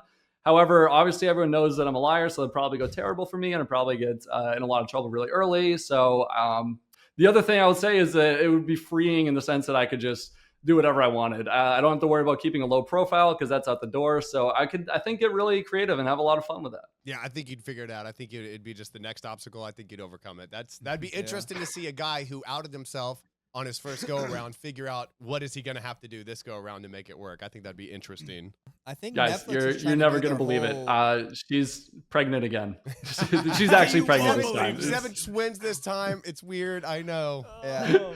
I think Netflix is trying to do their whole like reality TV universe where like the reality shows kind of like start to commingle. So there could be some opportunity there. With the summer camp, that's the start, I believe. Battle camp, yeah. Or Yeah, Battle camp you is never always- know. You never know. That'd be awesome. I'm planning as if it's not happening. I'm certainly not assuming or expecting anything whatsoever, and I'll be very happy if I get my one shot and then get to work on shows. So, having said that, though, thanks, guys. I'll tell you what, man. It seems like you have what it takes. You got the personality about you, and yeah, I feel like you could also be a good content creator. Eric, how tall are you, Bob? You could be a model too. Oh, do you see me on the show? I don't know if that's in my cards. Look at this. This lighting is doing me favors or something, but I'm 6 foot. I'm 6 foot. Oh, You're asking me. Okay. You look like you're pushing 6'4", 6'5". Looked like you hit your head on the door walking through Conan O'Brien. No, I did not. Maybe that's because I'm skinny. But funny story, I did hit my hand on the ceiling fan that's out of frame just now. That was why I was a little bit late. That's good. That's good stuff. So Yeah. I want to get into some quick questions, but before we do that, do you have any funny stories or any tea or anything that didn't make the final cut in regards to the games? It is fun to hear the behind the scenes of something that a viewer might not see. That's interesting. Yeah, this is where my memory really messing me up. I truly have a terrible one. And on the spot, it's like, oh my God, what even happened in there? I think I blacked out a lot of it. Yeah. There's one part I wanted to own up to. You guys good? Yeah. Yes. Yeah. So like I said before, I didn't really fool everybody, and the edit, it frankly spared me. So I want to give credit where credit is due. And after the whole birthday thing and the speech and the fake baby and everything, someone I was fairly close with, 2 players, 408 and 409, Alex and Claire, came up to me, and Alex just asked me point blank, "When's your birthday?" And it caught me so off guard. And what's worse is that I had memorized a fake birthday going into the game before I learned that, like, oh, wait, there's game days and test days, and I have to do this on a test day. So I couldn't tell anyone in advance that my birthday was coming for that reason. And I froze. I froze for like a second or two, and then I got the wrong fucking day. I said it was the day before. Yeah. So I had to play that off and pretend that I just got the days wrong. They're like, that is my birthday, but I lost track of days in here. But they were absolutely on to me. August 111 too. He was absolutely sketched out by me. So I was that's a little behind the scenes moment. I literally was wondering if they were going to say something about it when you admitted to the lie in the interview, and then it was showing you back out on the dorm floor. I was wondering, okay, are they keeping track of the days? And if anybody asked him, is he keeping track? I'm sure he's thought about this, but I was wondering. So that's funny that conversation did happen and they didn't show it. Yeah, I know, right? I didn't expect that. I really thought I was going to look like a huge moron.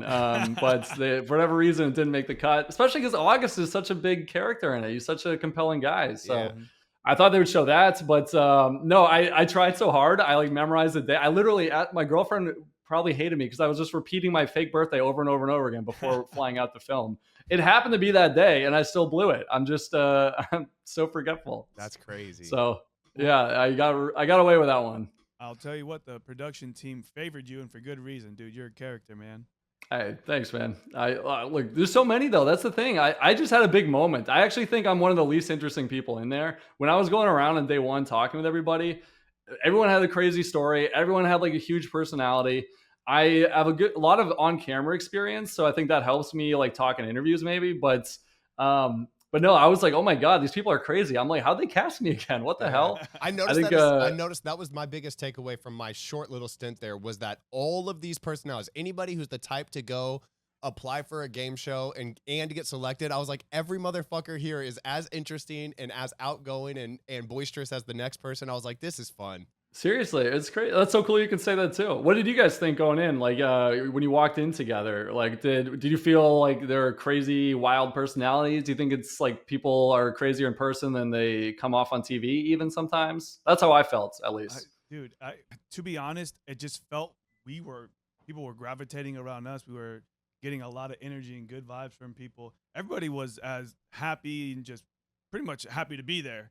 In other words, and it was a good vibe. We didn't really even. Yeah, it started. There was no pressure. It started at the very beginning when we were all lined up for red light, green light, and we're all just like filling that little rectangle by the start line. It was already people coming to Steven and I and chatting with us and getting surrounded and strategizing and being friendly. And it was it was an incredible vibe and definitely a unique thing because you get a room full of people. How often in life are you ever in such a novel situation? It's nobody has ever done anything like this out of everybody here. And not only has nobody ever done anything like this, it's an exciting thing. And we're all learning together, and it was a cool experience. Did you get any of that? Not to mention incredibly cold.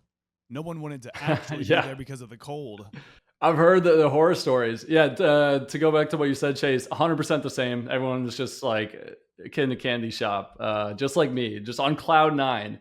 And then they were dead about 5 seconds later. Yes. So it didn't last.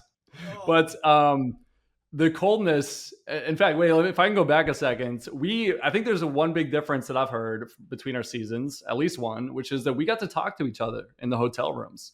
Not the hotel rooms, but the hotel. When we got dinner, we got food, we did the photos and things like that. And I understand that you guys could not talk to each other at all, right? Before the game started? Yeah, so for us, for dinner, was it were you at Tower Hotel? I don't remember the name.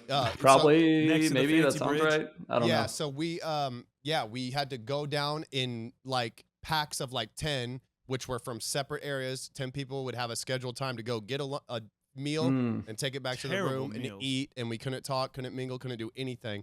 And then when we were mingle, wait, did you say mingle? Hey, not the PTSD response. Easy. Yeah, no mingling, no talking. My favorite game. And during the photos, just put the shirt on, photo out. They were on us the whole time. Yeah, from every. That's how it normally is. You walk in the door. Yeah, keep going. Shut up. Stop talking. They were in my ass. Yeah, they were on us from the first. But minute. you guys also went in during COVID, where it was like you were right. kind of quarantining. They didn't want you guys contaminating sicknesses if people were sick. So it's probably a little bit more strict on that in your. Personally, I'm a super spreader. I don't know what they were tripping for. Well, hold on, because Zoe and her dad were saying they were getting in trouble for throwing fingernail clippers to one another or something. So what the hell's going on here? Maybe that was at a time when they were not supposed to be doing anything. I'm not sure. Yeah. For us, we had cohorts, they were called. We each got a colored cohort of about 50 players that we would take meals with and do these things with. And you could talk freely at these times, and then we'd have to go back to our rooms by ourselves. That's pretty cool. So it really changed the game too, because you go into the game with like a group of 50 that you're close with. And in my case, like a little fun fact, I was going to pick blue O with all of my cohort. Almost all of them died in the first round. What but happened? Melissa, all of Melissa's cohort was picking red X. So when I talked to Melissa, I was like, hey, I think I'm going blue. All of my people are going blue. And she was like, well, all of my people are going red, and we're really close, so I'm going with them. Wow. So I was like, all right, well, see you later, cohort. I'm going with Melissa. That was your intuition, and it served you right, and you listened to your gut, and it paid off. Hey, one Melissa is more valuable than 50 gray cohort members any day. So no brainer. To me personally, no, I love them. They were great, but to me personally, to my game, Melissa's way more valuable. Yeah, that's so awesome. I got to go with her. We heard about one of the guards passing out. Anything crazy like that happened to you, or did you experience anything similar? Yeah, guard passed out. I think I just heard that it happened another time when I wasn't there. It was at like not to say I was eliminated, when I was in a different place because we got separated a lot. You mean to tell me you didn't win? I'm pissed. I'm not saying that. I'm not saying anything. I'm just saying, like, I found out about a guard, passing out when I was in a different room, like the white room to the dorm. You know what I mean? But a guard did pass out during catch, which went on for like 12 freaking hours. All the games take forever, as you guys know, I'm sure. So like pentathlon filmed over 2 days. Mingle was like 8 hours of insanity. So yeah, some of the guards were stressing. Yeah, it was wild to see. Yeah, I heard that they didn't do red light, green light because of all the complaints, the HR, the lawsuits. Did you hear anything about that, or did you just hear about the war hangar collapsing or whatever? Yeah, I've heard probably all the rumors that it's freezing and you wait for 30, 45 minutes, which is why I practiced holding still for 30, 45 minutes and why I threw out my back before the game. But I don't know anything about specifically why they opted otherwise. It makes sense though, right? It makes sense. So they might have not wanted a repeat of that because that was a lot of negative press. But you actually practiced going through holding a post for that long? I can't believe it. Yeah, I did. Do not recommend that, by the way. If you're going on season 3, I recommend not doing that because that really, at least not if you have a bad back like I do, because that sucked. It was not worth it. Dude, that's diabolical preparation. The planning, the tabs on the spreadsheets of coming up with the thesis that you've written. It's like the preparation's unreal, man. And that makes me like, people go into a game with this level of commitment makes me, there's no chance for a Joe Schmo like me going in there. I might as well get out at red light green. Yeah, we literally winged it. Chase watched the show. I watched some of the show, and we basically winged it. Luckily, I got where I got. Luckily. I think there's a lot to be said for that, though. There's two sides to every coin, and you were probably a lot more carefree and relaxed, and I was probably very neurotic under the surface, like a duck, just like paddling like crazy, thinking about everything. So that's just my personality. Anytime there's a game, I'm like, well, I gotta give it everything I have, leave it all out there. Otherwise, I might feel regrets. And then it's funny because you could go out there and literally go out on a coin flip on day one. Yeah. After all that, and that happened to so many people. I just got lucky. So. Probably shouldn't waste your life like I did. It's probably negative life EV. Oh, very good. I will say I would not have made it past Dalgana if it wasn't for Mai telling me, do this technique if you want to be. I had Star, and if she didn't tell me the spit technique, I'd have been screwed. Wow. I would not have passed it. So, yeah. No way. I didn't know that. Yeah, if you don't train, talk to people, ask. Luckily, she just told me. I didn't even ask. I was going to go in raw and just figure it out, and I would have been screwed. That's so nice of her. Wow, look, I guess she made friends and millions with that attitude. Maybe that is the way to win. Good for her. Dude, I knew she was going to win. From the moment I talked to her, I was like, this woman is going to win. I hope Rick does, or hope somebody from Gombu Gang does, but yeah, she was my bet. Let me ask you this, Eric. I know you can't answer anything specifically, but if I needed to, if I needed it and asked, would you be in a financial position to loan me a couple $1 million if I needed it? Yeah, no spoilers, obviously, but as it turns out, just say the word. Why not? I'm gonna winning millions, not spending millions. Yeah, dude, that's freaking interesting because we have interviewed quite a few people today. What if we've had the winner on and talked to him and spoken with them and don't know? That'd be incredible. It's a fun little mystery. No, I'd be the numbers are dwindling. Yeah, they're getting down there. I'm super excited. Hopefully, do you have more? Yeah, so I'll do these quick questions so we can wrap it up. We've been at it all day. So I'm just gonna spew these out, and you answer them as quickly as you can, and we'll wrap this up. You got it. Starting with, what was the saddest moment? Ooh, saddest moment. Well, this is hard. 'Cause in the game, I really don't feel emotions. But Mark's catch was probably the saddest moment because I knew how much it meant to him. Yeah. And I mean, that's the obvious choice, but it's the only choice for me. Yeah, tore up America as well. I wanted him to catch it so bad. You and about 10 billion other people. Yeah, I was standing up, jumping around. Come on, bro! Come on! Fuck! It would have been the perfect Hollywood ending, but Squid Game is not Hollywood. That's for sure. I don't care about none of that. Nope. Okay, Nope. so what is your best memory or two, and your worst memory or two? Sure. Best memory is definitely when we passed the first count test and got to play the game and got to sleep in the dorm. Like when that shows like 2 seconds, it's impossible to capture the euphoria. It was like the big, like winning the Super Bowl, your team winning the Super Bowl, World Series, every major sport all wrapped into one. What's that with the Boston? Yeah, which has happened a lot for me actually. Now that you mention it, living in Boston, but no, it was like nothing I've ever just like the room just was electric and popping off for like 20 minutes straight. I lost my voice, couldn't really talk very good for the first few days after that. It was that crazy. Why they didn't air you much. That makes sense. That is crazy. You're the that might have been it. I think every person has described the that euphoria of just the very first game, the count game, just to be lucky enough to win, and how crazy that was. Yeah, to have so much riding on one moment like that is crazy. But for me, my personal answer was also, given my fake speech and just having it actually work for the most part. Little wrinkles here and there aside. Oh yeah. Was that? Do you have another question, or was that it? Best moments. Worst memory. Worst memory was in that fucker Alex asked me what day my birthday was. That was definitely the worst memory. Freaking detective, man. He loves it too. He loves that he can always have that over me. It's like, oh, happy birthday, certainly happy birthday. But what day is your birthday? By chance. By chance. Yeah, exactly. I was like, I should have been like, how dare you? How dare you question my birthday? Reverse psychology. Yeah, could not do that on the spot. All right, so this place is basically a giant jail cell. You get no privacy. Shitting together, showering together. What was your most awkward moment? Most awkward moments. I mean, for me, it was like definitely. There's no one moment. I don't think. I probably did a lot of awkward things in there, but it was mostly like having a big old zit still be on my face. And maybe it was more of a scar, but like having a acne breakout at age 33, right before you go on a reality TV, that was my most awkward moment for sure. I didn't even notice, so don't think too hard. Let's go. I didn't even notice. Don't look too closely when you rewatch. It's always bigger in your head than you think. Definitely. Right? We all know how that goes. Yeah, but, rest assured, I didn't even notice. So that reminds Let's me. go. So our lips were fucked. We didn't have any chapstick for like the first 2 or 3 days, probably 3. Yeah. People's lips were just ashy, crackly. Some people had just giant, like, cold sores. It was horrible. Did you guys start off with like the chapstick and all the gear? We did. I mean, very slight improvements, but maybe I shouldn't say that. Maybe it's a big improvement for season 1. We had little chapstick tubes, and we could use a moisturizer. Kind of. It was just this huge tub, basically in the bathroom.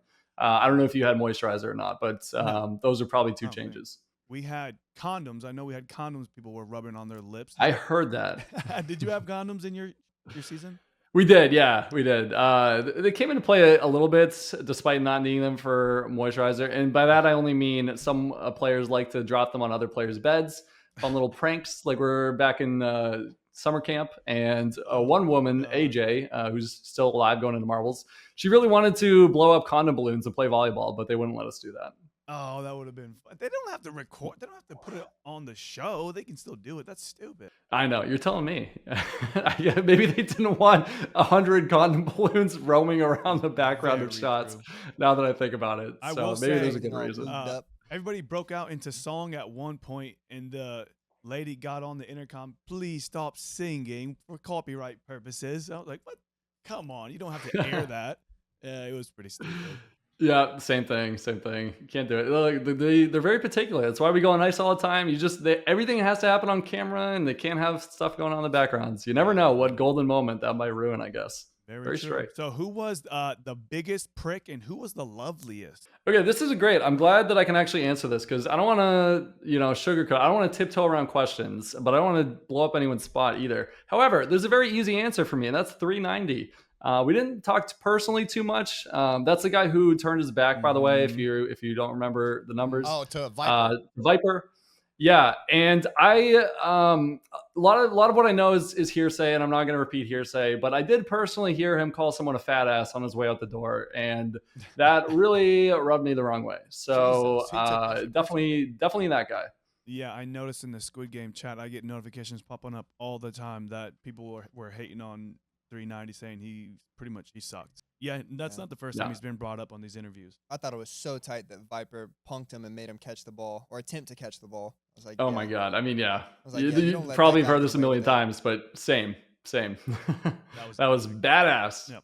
Who was the sketchiest player? Besides me, I would say it was probably. That's good. He's good at this. He is good. Probably for me personally, my sketchiest player was August 111. Actually, it was mutual. We had mutual sketchiness going on, and for me, it was because he gave this great act, which I later find out was not really an act of being a very emotional player. Just there for the adventure of it all. I think that's really him, but he was also a huge reality show diehard fan. And then during one vote, he was running around scheming and manipulating people and like trying to get everyone to vote a certain way. And I was like, there's more to you than meets the eye, for sure. So I was very worried about him. With Spencer, you remember Spencer from season 1? Yes. The drama queen. Was he sketchy too? No. I just thought that this dude was putting on an act. He talked about he was in theater. We went to an after party after the finale, and Alex and I were chatting him up. Nope, that's just how he is.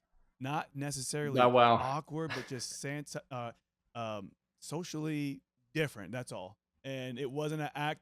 That is just So with what's his name, August, he was definitely more than meets the eye. Is what you're saying. He was calculated at least. Mm-hmm. Yeah, for me, a red flag is when actions don't line up with what has been presented to me by this person about who he is and everything. And we were close in there, right? We talked. We had a good heart to heart. At one point, we did pentathlon, and everything I knew to this point was that he was just this kid with a dream who like works really hard and is very emotional and is there playing on feelings. So then when he started running around talking about votes and like thinking like 9 moves ahead, like a chess player. It was like, wait a minute, that does not click with anything else I know about this guy. And it made me think, okay, he's a gamer and he's got to go. Yeah. Karim, shout out, honorable mention to Karim, 437, one of the 2 guys who cut bait and run during a mingle. He's another guy. I liked him a lot and I liked working with him, but back in my mind, it was like, this guy is a player too, big time. Cool. Who was your favorite player? I mean, do you have to ask? Obviously, Melissa. Second favorite. Yeah, exactly. It's really weird playing with someone you know. You guys probably wouldn't understand going into a reality show with someone who you know in real life, but there's a lot of comfort in that. Second most, so many people I liked, but in the game, Claire, player 409, we talked a lot. We got fairly close in there. She was also very sketched out by me by the end, and good for her, but I really liked her a lot. Karen, too, from Mashpee. Yeah, shout out to Karen. Hey. So the twins, same hometown. Were they good guys or were they little shits? They were definitely just regular guys to me. They were always very nice. We talked a good amount, actually. They do video stuff. I worked in video production.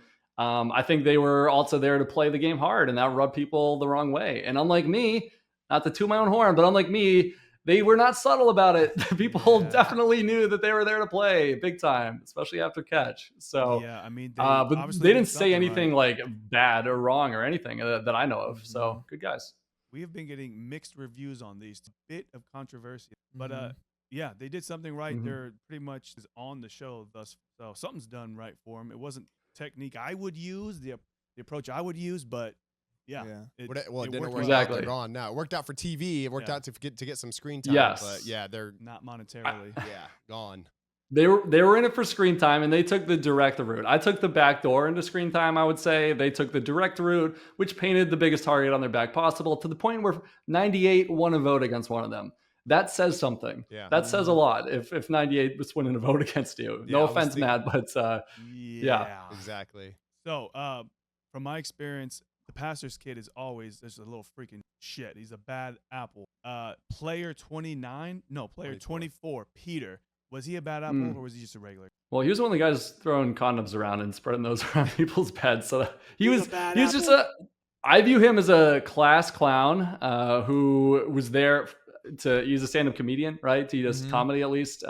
He's there to play hard and play big and make a lot of moves. I think he delights in stabbing people in the back, and he's plotting against some people that didn't even make the cut. So I respect it. I respect people who are there to just play hard and who enjoy the game of it all. And then after the game, I've heard him talk, and he was very nice and friendly. So that's how I feel about him. But I might be a little biased. You might hear my review of people and think, okay, if he likes them, they suck. And they're just playing the game. I would understand. What was that? I said they're just playing the game. Yeah, that's what I think. It's just there to play the game. It's just a game. Come on, guys. Let's all forget the bad things. He had a couple little comments that, like the one where he was talking to the twin. I was like, oh, you probably shouldn't have said that. Whatever.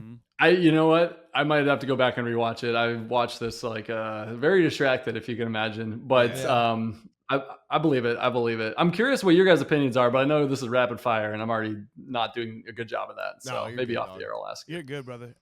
No, that was about it. To be honest, man, you have been a breath of fresh air. You're good at this, brother. You need to be doing more of this. You need to be on more TV. And I will say, this man is not a liar. It was just a very good and well executed technique. Just because some person lies doesn't mean they're a liar necessarily.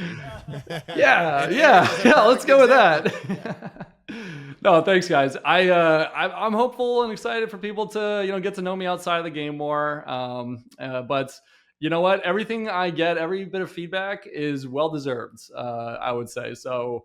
No one should feel bad for me. I walked into this willingly, and I'm just grateful that I got to go in there and I got to watch it all back. So thanks for the kind words. And thanks so much for having me. It's so fun talking to you guys. I want to ask you all sorts of questions about season 1 now.